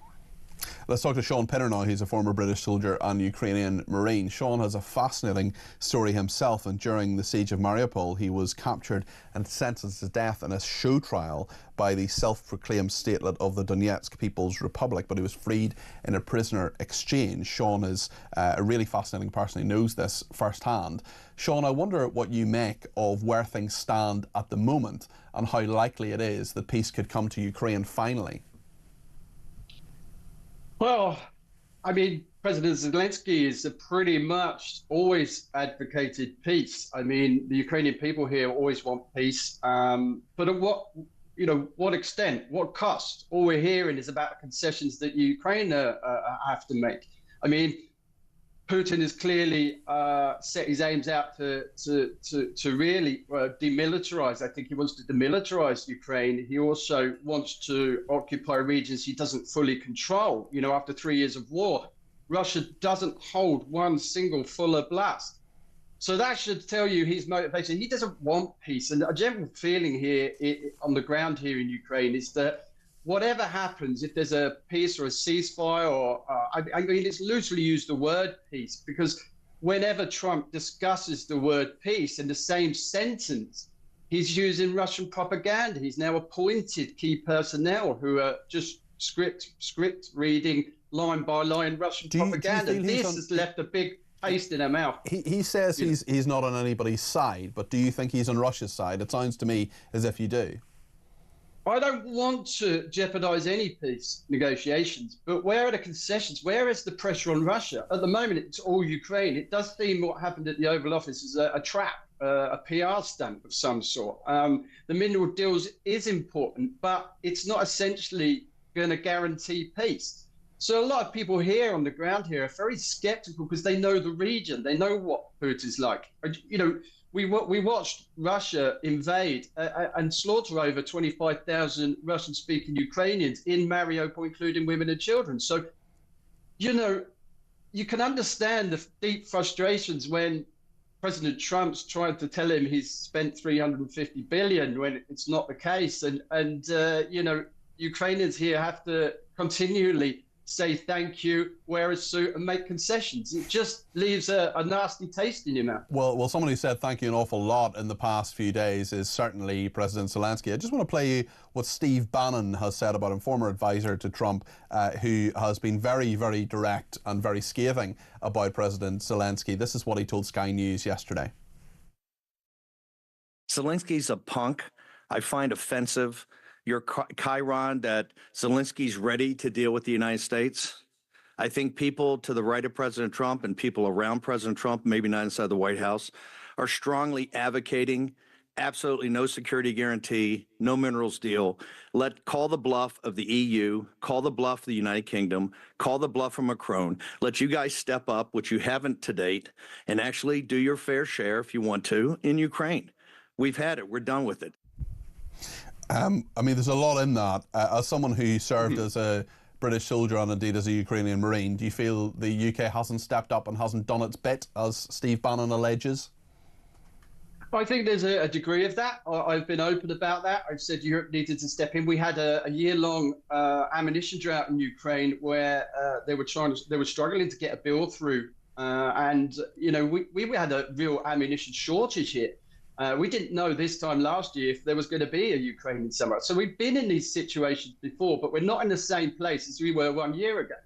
Of course, Europe failed to step in with the shortfall. A lot's changed in that last year. This war is going to be solely about what Ukraine domestically produces, and they're producing their own ballistic missiles. They still need investment from Europe, and that's come in. But also, Europe have cranked up its gears since then too, because you know, we don't want to get in that situation again. So there is an element in what he says is true, but listen to what he's talking. Listen to the brutality of it.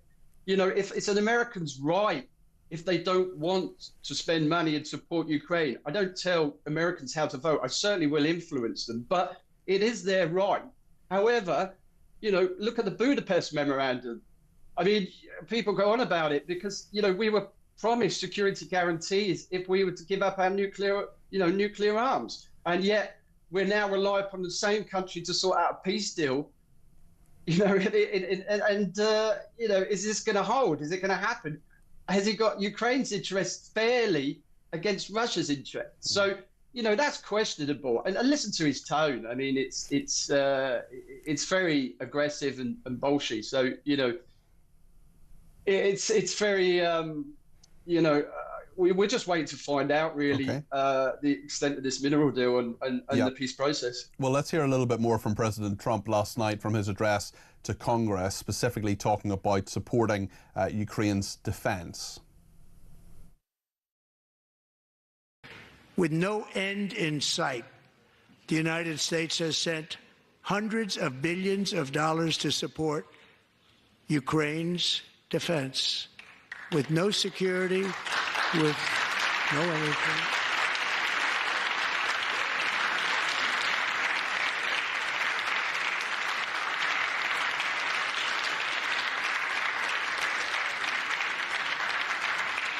Do you want to keep it going for another 5 years? Yeah, you would say Pocahontas says yes.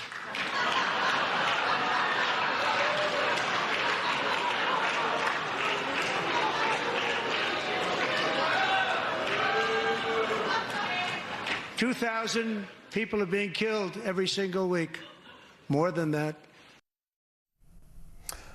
That's Donald Trump there speaking to Congress. I mean, his view is very clear, isn't it, Sean, in regard to the fact that he thinks America has been giving money hand over fist. He now wants to withdraw. In fact, has announced the withdrawal of military aid there. What effect do you think that will have, and what do you make of his words?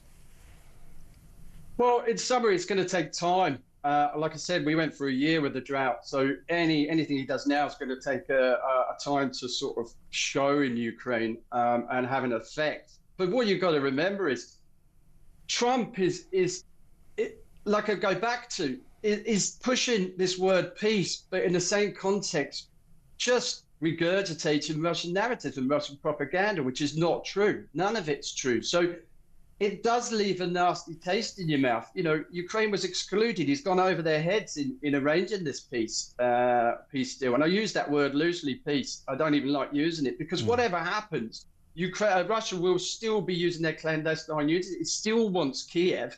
It's not changed its goals for its 3 years. So that's going to still continue. And any peace that is arranged, if it doesn't come with security guarantees, will just allow Russia to regroup and attack again. Okay, Sean, thanks for your thoughts. There's Sean Pinner there, who's a former British soldier and Ukrainian Marine. Claire, what do you make of what Sean was saying there? He was talking about people on the ground, what they think of this, and clear support for Zelensky as well. Yeah, it's really interesting. And there was an opposition member in Ukraine who was interviewed who thinks that Zelensky is doing a good job. So people are coming together on that point. But it is quite interesting what Sean was just saying about why on earth would you trust Russia. They still have their eyes on the prize. And I think he's quite right. President Putin isn't going to leave what he believes to be his mission until it's successful. So he's always going to keep on trying, and he'll just find different ways of doing it. So I think the Ukrainians are correct when they say don't trust him.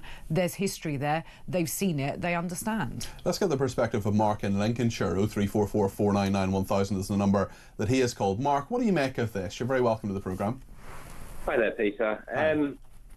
Hi there. Yeah, I just think it's everybody seems to be jumping the gun, and I have to kind of question why that is. I mean, everyone in the media, the Western nations, they've all been criticising Trump. Okay, you know, backstops and all this kind of stuff. You know, what military backup will the US provide and what have you. The problem is, the peace talks haven't even started. Okay, so far, as far as we're aware, all that's actually happened is Trump's spoken with Putin on the phone. Well, they've had a few people face-to-face in Istanbul and in Saudi Arabia, but you're right, that's pretty low-level stuff, and this isn't going to be solved quickly. Exactly. Now, the thing is, to rewind back to Friday, when all of that kicked off, and I do believe that Zelensky had quite a lot to do with that. He seemed to almost have something else in his head when he went there. He was literally there to sign the mineral deal. That's all he was going for. There was no negotiation about peace. There was, you know, what would happen during that, what deal was going to be made. There was none of that, because none of that's happened, because, you know, Trump hasn't sat around a table with Putin at this point. What Trump is trying to do is trying to get his position. What position and what interests does the US have in this? So what deal is he really going to be looking for? That's what the whole mineral thing was about. You know, so Western leaders, Western nations coming out and giving it all this stuff. It's like, because they're aware of all this. They know they're aware of it, because the central point is, we all know what, you know, people like Putin are like. If the US start talking about, well, yes, we'll back up, you know, the Ukraine militarily if it needs to be and all this kind of stuff, it would literally kill peace talks completely dead. They know that. All these Western leaders know that. Same as Trump knows that. That's why he's not been discussing any of that stuff, because it's stupid to do so. Because, as I say, somebody like Putin, you know as well as I do, Peter, if you start talking in those terms before you've even spoke to him, he will just cancel any kind of peace talks. He'll say, no, don't want to know, not interested, which is why, you know, the whole thing about, you know, EU... Well, we heard from John Halper Hayes earlier, who was speaking to former advisor to Trump, that she was saying, look, Trump is essentially creating the conditions that Putin, you know, he's flattering Putin, he's bringing Putin in. This is all part of a strategy. Well, of course it is. You know, Trump knows what he's doing at the end of the day. You know, people have got very short memories. They're also forgetting, you know, Trump's also the guy that pretty much brought peace to the Middle East until, you know, he came out of office and then Hamas started doing what they did. He also spoke to the leader of North Korea in a way that no Western leader did for such a long time. And yeah, I think if Obama had done that, he'd probably have got another Nobel Peace Prize. But listen, thank you for your thoughts, Mark. Appreciate that. Thanks to Chris and Ottershaw as well. He says Kevin Hollingreich says that the Tories, when in power, made mistakes on massive amounts of immigration. From where I'm sitting, it looked more like deliberate. Slightly random thought, says Nick. I always feel it's unfair so few people make the decisions that affect the majority. Who voted for out-of-control immigration, crumbling roads, waiting 12 hours in a hospital trolley, letting out criminals early? I could go on. Life seems so unfair and miserable, but I don't ever see any improvement. Do you? Well, Nick, I think fairness is absolutely at the heart of almost every story we do here at Talk, and I think there are a lot of people who do play by the rules. You know, we heard from the chap in Derby earlier on, Simon I think his name was, who was telling us about his wife completely playing by the rules and getting hammered at every turn in terms of her English, in terms of trying to make a contribution to this country by paying her taxes. And then there's so many people who come here and make no contribution and get all sorts of benefits that she doesn't get, nor is she asking for them. Nick in Wiltshire says, hi Peter, might it be possible to invite both Ukraine and Russia into NATO? Well, Nick, I think that's highly unlikely. Ukraine, tough enough, but Russia, I mean, hates NATO with every fibre of its being. And I'm actually reminded of Lord Ismay, the first Secretary General of NATO, who observed that the purpose of the alliance is to keep the Americans in Europe, the Russians out and the Germans down. Of course, it was a post-war alliance, and we'll think more about that and take some of your calls, texts and tweets in a second here on Talk.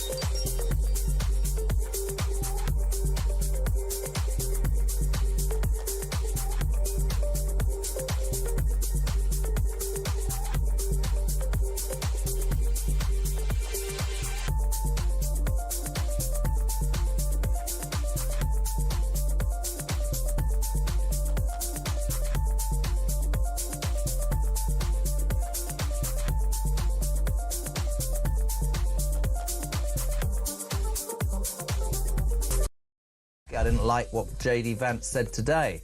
But you have to say one thing, Hamish.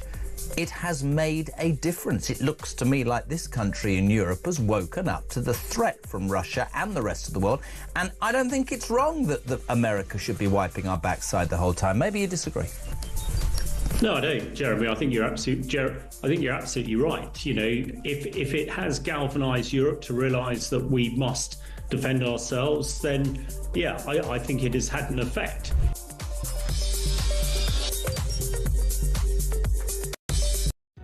Across the UK, on DAB+, on your smart speaker, on your smart TV, and on your side. This is Talk.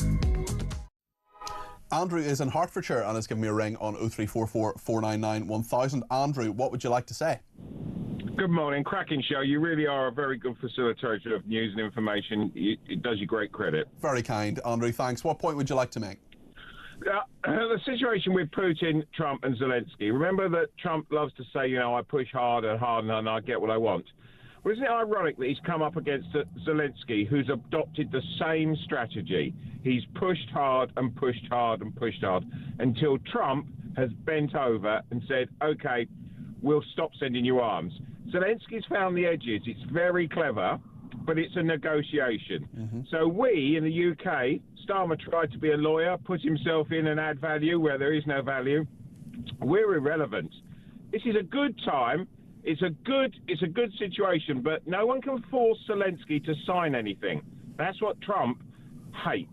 He can't force this person to sign. Who's winning here, do you think, Andrew? Who's got the upper hand? I think if we were to take a step back and look at it, Ukraine is winning because it's going to get more or less what it wants, which is... Can we really say they're winning when when Trump has said he's withdrawing military support? They've got 30 million. They've held off 120 million, being funded by 300 million, and 500 million haven't taken part in Europe. They've held their land. They're going to get the majority of it. This is the best they could have hoped for. Let's not slaughter good on the altar of perfect. Yeah, okay. So they should just accept that some of their land is taken away and that they're not going to get perhaps the Donbass region back. Well, that's the interesting thing, Peter. We don't know what is in their mind. They may have actually said that's gone anyway. That might be something that they're prepared to negotiate away. We see it as a bad. Let's look at it from the other way. They might be saying, cool, we don't want that because to rebuild that's going to take billions. Okay. Let's just keep the bits that we can call Ukraine. And remember, Tsar Peter is brought into Christianity in Kiev. That's where he's christened. That's why Putin wants it, for the greater Russia. So, very interesting. Although there haven't been many attempts to actually take Kyiv, or many serious attempts to take Kyiv, and apart from that military feint, as they called it, a number of months ago, it's really been the eastern region, hasn't it? Yeah, because that's tactically where they can go. It is interesting because that's what's I signed with him before.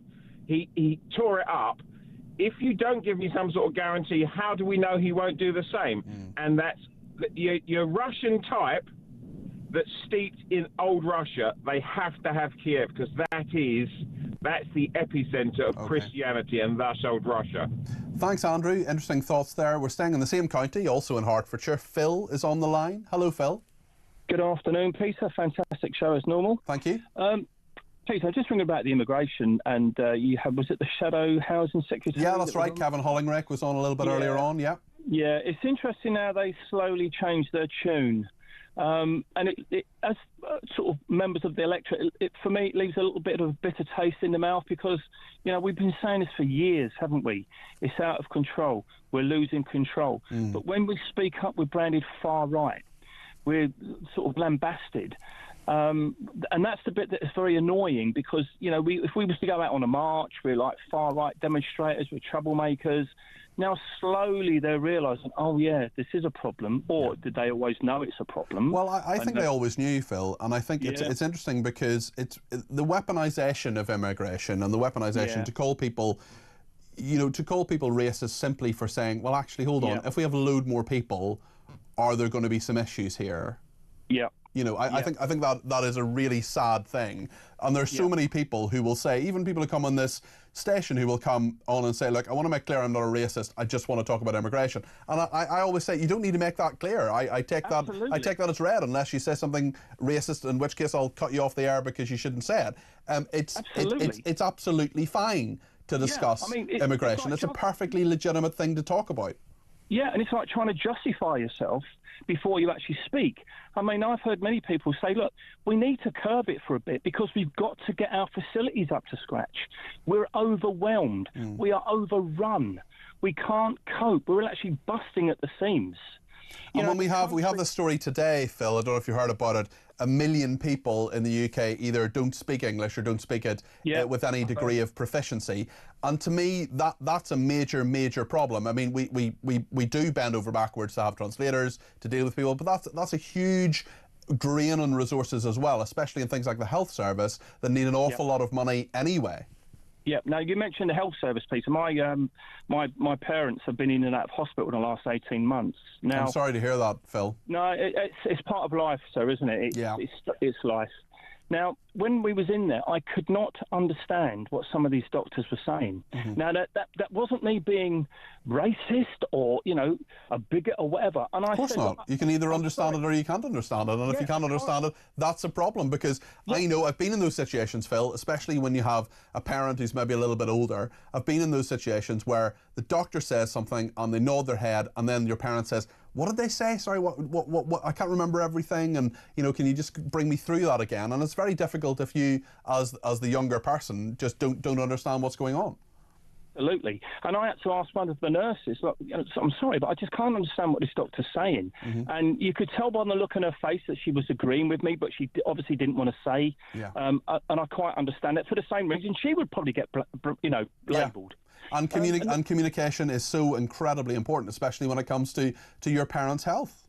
Absolutely, yeah. And it's like the NHS and what I witnessed in there, it's like this country is like a sponge, Peter.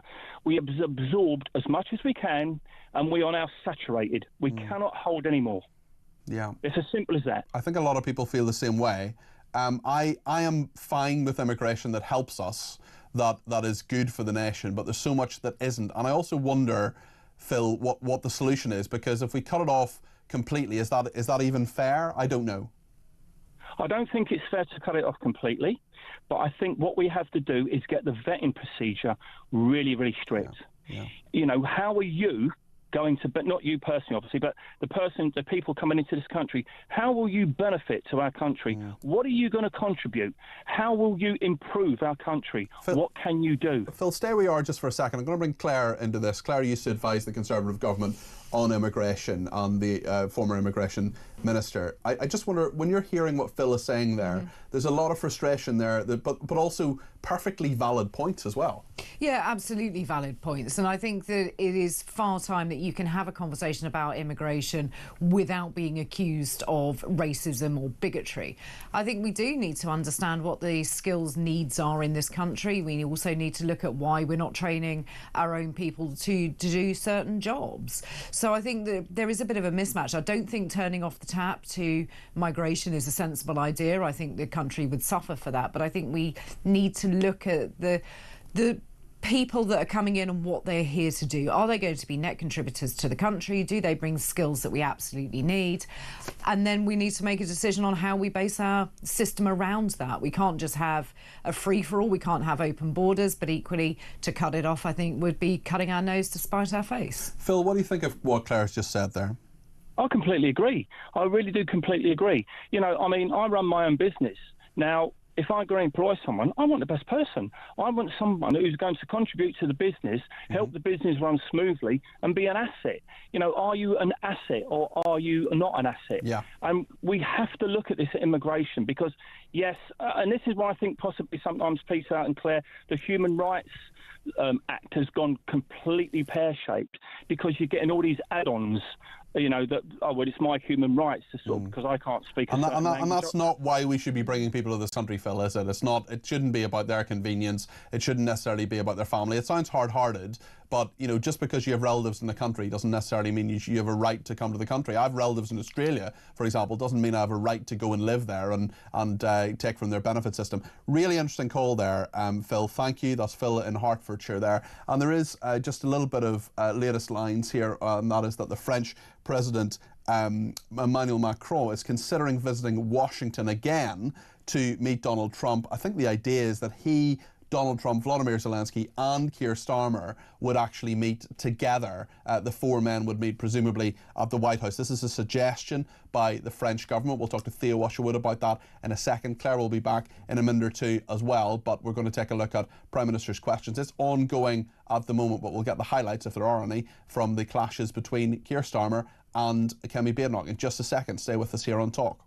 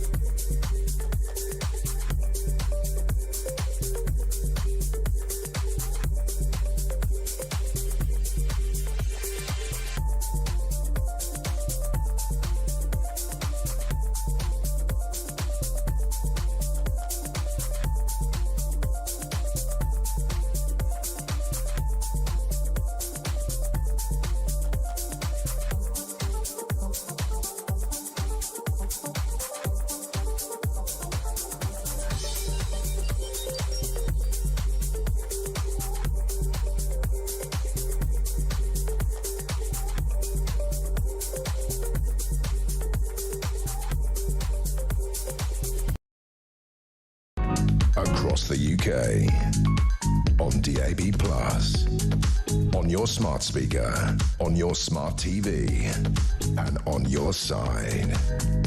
This is Talk.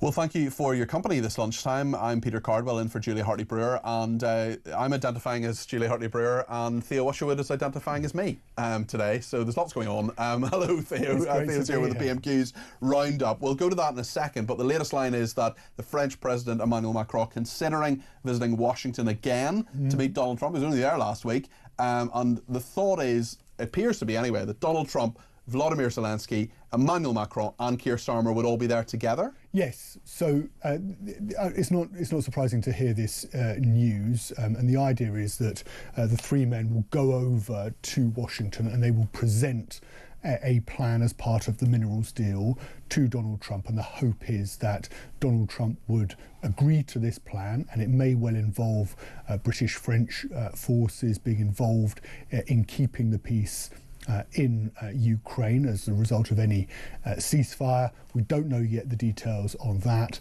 And then the hope would be, Peter, from Macron, Zelensky and Starmer's point of view, is that Donald Trump would buy into this plan and then use that plan to take to the Russians and say, well, this is the basis of a ceasefire deal. We think it's a good ceasefire deal. Let's press ahead on those points. But of course, if it were to involve British-French forces enforcing the ceasefire and ensuring that it was kept to, from Keir Starmer's point of view, he'll be looking for a security guarantee from the United States. He's been adamant on that, and I'll have a bit more from PMQs on that specific issue in a moment. But of course, Russia has said that it doesn't want foreign troops operating in Ukraine under the guise of NATO or any other flag, and therefore it would be a big question mark as to whether Vladimir Putin, Sergei Lavrov, his foreign minister, would be willing to accept that, even if Donald Trump was to propose it. There have been very controversial comments from J.D. Vance, the Vice President. Just take us through those a little bit, just in regard to what appeared to be talking about Britain. Yes, so after Donald Trump pulled the rug from under Ukraine and said he was withdrawing all military aid to Ukraine, including military aid that was already in transit, actually waiting in Poland to be transferred over to Ukrainian forces, that was promised by Joe Biden, in effect kneecapping the Ukrainian war effort, giving Ukrainians, Zelensky's forces, only 2 or 3 months before that, before they would see the effects, the impact of losing that military aid from the United States. On the back of that, J.D. Vance did an interview with Fox News, and in that interview he said, what is a better security guarantee than having American contractors as part of the mineral deal operating in Ukraine to implement that mineral deal, to extract those minerals and rare earths, as Donald Trump, has outlined, in order to be used in tech, computers, and so forth. What's better, having American workers in Ukraine operating, or, as he put it, 20,000 troops from a random country? He didn't name the country that hasn't fought a war for 20 or 30 or 40 years. Now, of course, the only proposal at that point on Monday evening to put any troops into Ukraine were from the coalition of the willing at that point, which made up only Britain and France. Well, hang on a moment, J.D. Vance, everybody was saying. Britain fought alongside America in Iraq and in Afghanistan. We lost more than 450 lives. In Afghanistan, more than 600, and then adding in Iraq, 650 odd British service personnel died in both of those wars, as we supported the Americans, by the way. And this was referenced in what appears to be, I haven't seen it yet, but from what you tell me, quite a classy way by Keir Starmer, actually. So from covering PMQs, Peter, that at the beginning of Prime Minister's questions, before he's taken any questions from any MPs, including Kemi Badenoch or anybody else, Keir Starmer has the opportunity to pay tribute, to mark a commemoration, memorial, any point that he chooses. And he chose to mark the anniversary of 5 soldiers who died in Afghanistan and a Marine commander who died in another incident. They weren't particularly notable anniversaries, but he made that pointed remark as a way of clapping back against what J.D. Vance had to say. Well, let's have a watch and a listen to what happened at the very start of Prime Minister's questions today. And across the wars in Afghanistan and Iraq, 642 individuals died fighting for Britain alongside our allies. Yeah. Many more were wounded. We will never forget their bravery and their sacrifice. And I know the whole House will join in me in remembering them and all those who serve our country. Yeah. That's pretty classy. Yeah, it was a decent. It was a good way of doing it. Yeah. Of course, not naming J.D. Vance, because of course J.D. Vance didn't name Britain. And when this was pointed out to him on social media, and the comments went viral on social media, J.D. Vance said it was wrong to suggest that he was naming Britain or France. But of course, they're the only countries that he could have been referring to, because when you turn around and say, well, OK, which country other than Britain or France are going to put troops into Ukraine? And Keir Starmer seems to be writing, having been very, very unpopular and still very unpopular domestically, his foreign policy at the moment anyway, he seems to have a lot of unanimity, and there was some unanimity, wasn't there, at PMQs? Yes, there was, and Kemi Badenoch used her first 5 questions to gently ask some pointed questions, and try to get some difficult answers from Keir Starmer about where we find ourselves as of right now. Now, if you think back to last week, the beginning of this week even, when Keir Starmer updated the comments and he answered a question from Nigel Farage, and in his reply, and Nigel Farage was saying, well, he was making the point that Donald Trump has made, that J.D. Vance has made, that a minerals deal is enough, American contractors operating in Ukraine is enough. And Keir Starmer said that wasn't enough, that there had to be, it had to be a much better, much more secure guarantee from the United States that they would have our backs. So he was asked that again by Kemi Badenoch, or a variation of that question again by Kemi Badenoch in the House of Commons, and Keir Starmer adamant that he had secured the guarantees and the response from Donald Trump during his meeting on Thursday and subsequent phone calls with the American president, that he was confident that America would be there if British or French peacekeeping troops were to be attacked by Russian forces as part of any, or as a result of any ceasefire. Let's have a watch and listen to this part of Prime Minister's questions. The Minister is quite right, and we on this side of the House agree with him. The objective for his visit to Washington was to get that US security guarantee for Ukraine, and I commend his efforts in this very difficult task. But nonetheless, on Monday, the United States withdrew military aid for Ukraine. Can he update the House on the steps he is taking to persuade America that it is also in their national interest to provide a security guarantee? Prime Minister. I'm pleased to inform the House that on Thursday of last week, we did discuss security guarantees. The President made absolutely clear his commitment to Article 5 of NATO, absolutely clear that he would have our backs because of the relationship between our parties, and agreed that our teams would sit down together to talk through security guarantees. So quite a lot of agreement, but not on everything. The final question. Yeah, the final question was, Kemi Badenoch pivoted to asking about, of course, we saw that farmers' protest earlier in the week and the decision by Rachel Reeves, the Chancellor, in the last budget to, in effect, get rid of the exemption, which is going to really, on inheritance tax, it's going to hit so many farmers because they're not going to be able to pass on their estates to their children because simply they're not going to be able to pay the tax bill. Kemi Badenoch went in on this particular issue. Let's have a look at this. People across our country are worried. They're worried about national security. They're worried about whether we can equip our military fast enough. They are worried about whether we will deploy troops in Ukraine and whether we will be able to keep the peace. They are also worried about our economic security. Can we afford all this? The world is changing fast, and we need an entirely new approach to our economy and our energy security. The budget last year halted growth with higher taxes and higher borrowing. Yesterday, farmers were protesting in Whitehall again. People are hurting. Will he now change course so we can have the economic security we know we need for our national security? Prime Minister. We were doing so well. What we inherited was insecurity in our economy. We inherited a 22 billion black hole, and we have now turned that around. We've got the highest investment coming into our economy. We've got wages higher than prices. We've got 3 times interest rates have been cut. That's the difference between stability with Labour and instability with the party opposite. So a little bit of disagreement towards the end there, nothing too serious. Yeah, nothing too serious, but I think actually this was one of Kemi Badenoch's best Prime Minister's questions. Okay. She struggled at PMQs. She certainly has. She's found it difficult to land questions. She took a very different approach this time. Rather than going for the fire and the fury of a question over a Labour policy on that inevitably would come back to haunt her because Keir Starmer would turn around and say, well, this was something that we started. I'm thinking, of course, of the Chagos Islands deal, for instance. She went for a more conciliatory tone, trying to get answers out of Keir Starmer on, the most important foreign policy issue that we've had since Afghanistan, really. So it was.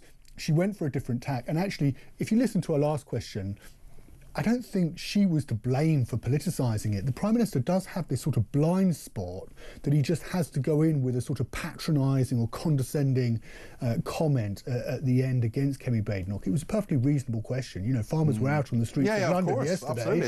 It's a big issue. Complaining about it, and it affects all of our food security. And I just thought that actually the Prime Minister, given the tone of the previous 5 questions from the Leader of the Opposition, I would have thought that he might have been just wise to have picked a more conciliatory response to a conciliatory question. Thank you, Theo Isherwood there, the political journalist, and Claire Pearsall has escaped the building as well. We could bring her back, but we can't. She's had to leave, unfortunately. But thank you to Theo, bring us through PMQs, much better than the usual guy who does it, must be said. We're going to talk in just a second about equality, and this is that 4 in 10 British people think women's equality now discriminates against men. What do you think about that? Stay with us here on Talk.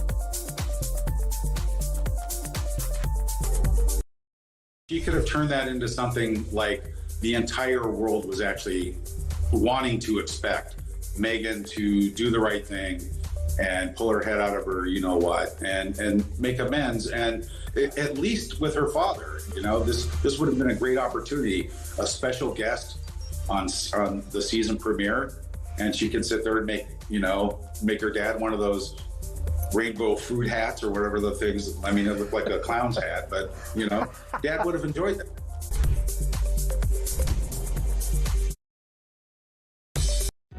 Across the UK, on DAB+, on your smart speaker, on your smart TV, and on your side. This is Talk. Well, there's a new poll out that says that 42% of people agree with the statement, we have gone so far in promoting women's equality that we are discriminating against men. What do you think about that? This is 4 in 10 adults think efforts to promote women's equality have gone so far that men are being discriminated against. And apparently over half of men feel this way, about 51%, compared to a third of women. Well, Lucy Hayton is policy head at Right to Equality. Lucy, are you surprised by this? Well, I wouldn't say I'm surprised, but it is disappointing. And I really want to emphasise to those that are listening, no, it hasn't gone far enough. Gender equality certainly hasn't gone far enough based on all the most obvious stats. So women still earn less than men, women have less in terms of pensions, and they're much more likely to experience domestic and sexual violence.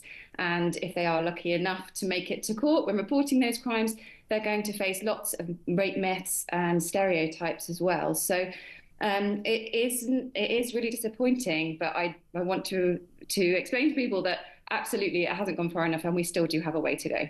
So there is a way to go on women's rights, as you say. How do you bring men with you? I think we have to really focus on those important discussions that are happening in schools. The government have committed to doing more prevention work, and we really need to see that fast-tracked, because what this poll was showing that there was a real marked difference in the attitudes between men and women when it came to gender equality. Far more men were likely to say that they thought it had gone far enough. Whereas women were likely to say, no, it hadn't gone far enough. And that was most marked in young people.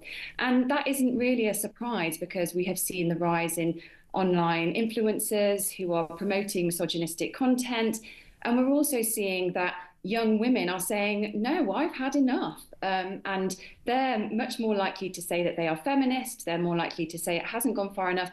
And that really isn't surprising, because we've seen recent reports, for example, from Baroness Burton last week on online pornography, which said that the availability of harmful, violent pornography is at record highs. Yeah. And this has real life impacts. You know, we have 38% of women aged 18 to 39 say that they've been choked during sex.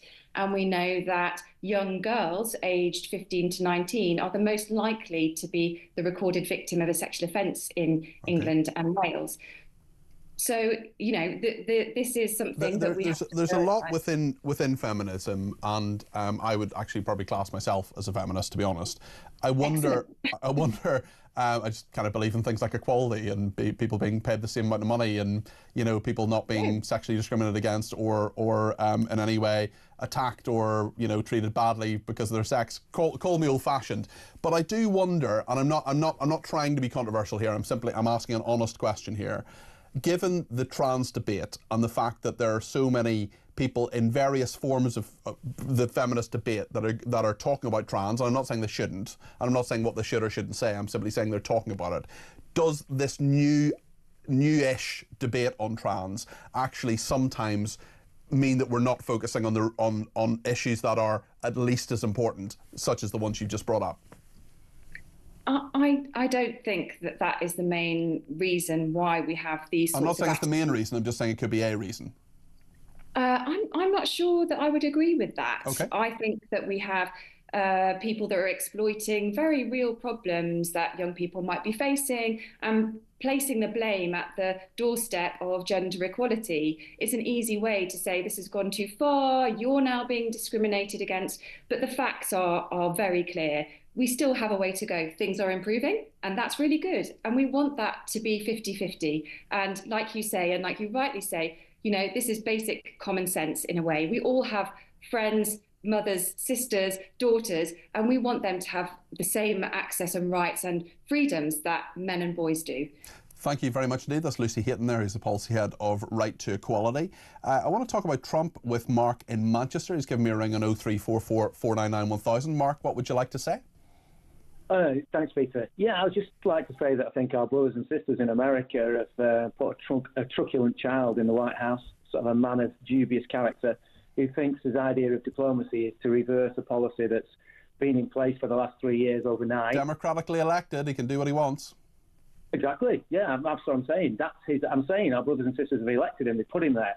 But I'm saying diplomacy, as far as he's concerned, is I'm just going to reverse the last 3 years. I'm not going to say America's going to withdraw. America's going to reduce the amount of aid it gives over a period of time to give everyone else a chance to get around. He's just said, no, that's it. The deal we want is we want the rare earth. We want to be paid back money that, as far as I'm concerned, they gave the Ukraine. And we want the Europeans to police the border. I mean, yeah, that's a great deal for America. It's a terrible deal for Europe.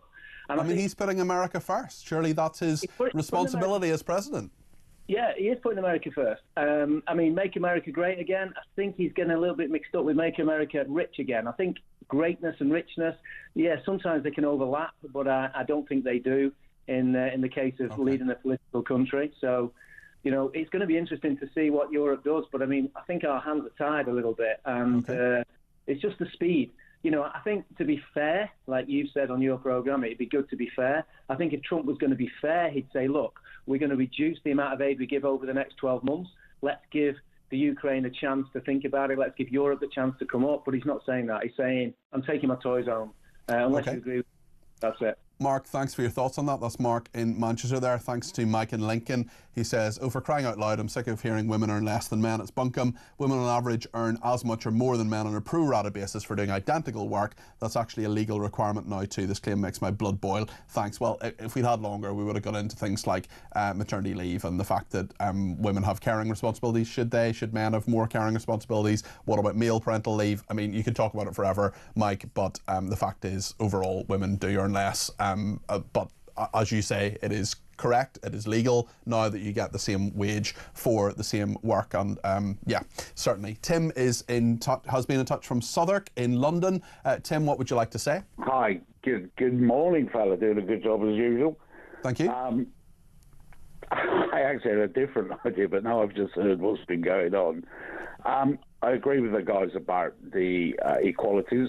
Surely it should be the right person for the job and not what sex you are or what gender or whatever. Yeah. With regards to immigration, though, I don't know if you or any of your listeners have seen Ant Middleton's plan, which would be if he became London Mayor. Yes, he's running for London Mayor for Reform UK, isn't he? Correct. I think that would fit for the whole country. Now, it's very military. Okay. But we're at a point where the military, I'm going to use the word style, is probably required. And the basics is you shut the gates to the camp until you've sorted the camp out, and then you reopen the gates, but only to those that we want. Is it realistic? Is it a realistic plan, do you think, Tim? I do, actually. Obviously, how quick it happened would depend upon the resources given. Okay. Having worked in South London for quite a while, that would take a lot of effort. Trust me. Okay. But I think we need to be real upfront, admit what the problem is, and deal with it in a potentially quite a hard, robust, you could say military fashion, if you like. Well, I'm sure a lot of people will read that with interest, Tim. Listen, thanks for your thoughts on that. I appreciate those. Tim in Southwark there talking about Ant Middleton, who is the candidate for Reform UK for Mayor of London. Of course, there isn't an election for some years to come, so it'll be, I think, 3 or 4 years before that happens, because it just happened last year where Sadiq Khan was brought in with an increased majority. I know a lot of our viewers and listeners are not too happy with that, but that's democracy. He is democratically elected as old Sir Sadiq, Knight of the Realm. Hello there, Ian Collins. Hello. You're here. I am indeed, yes. It's a very good, very astute observation. There's no flies on Cardwell. Absolutely not. You're here. You're here. You're here between 1 and 4 in this chair. Usually we do this the other way around. We do usually do it the other way around, yes. Yeah. What's coming up in your programme? What is coming up? We're going to talk about the English language problem.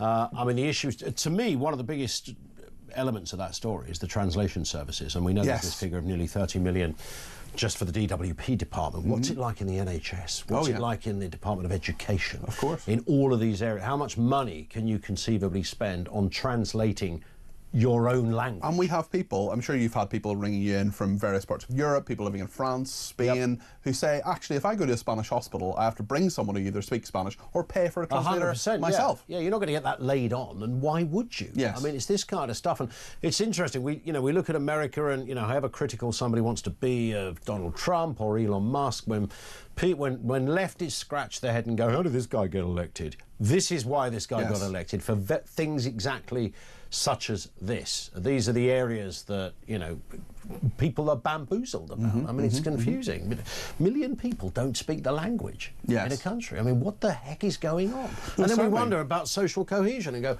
well, that's a bit weird, isn't it? We haven't got enough people who are, singing from the same hymn sheet. Well, we haven't got enough people who sing from the same hymn sheet because they can't sing the words on the page because they can't speak the language.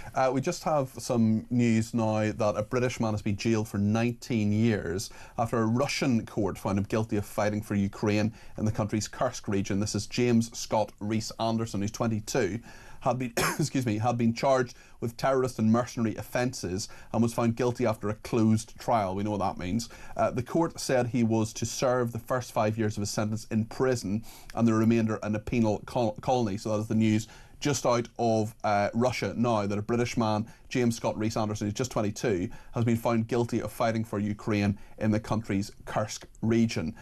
So that is a big story, a closed trial. We know what that means. That's a show trial. That's Russia deciding what they want. I'm sure that'll come up in your programme, Ian. These are the new allies of America. Sanctions are going to be lifted.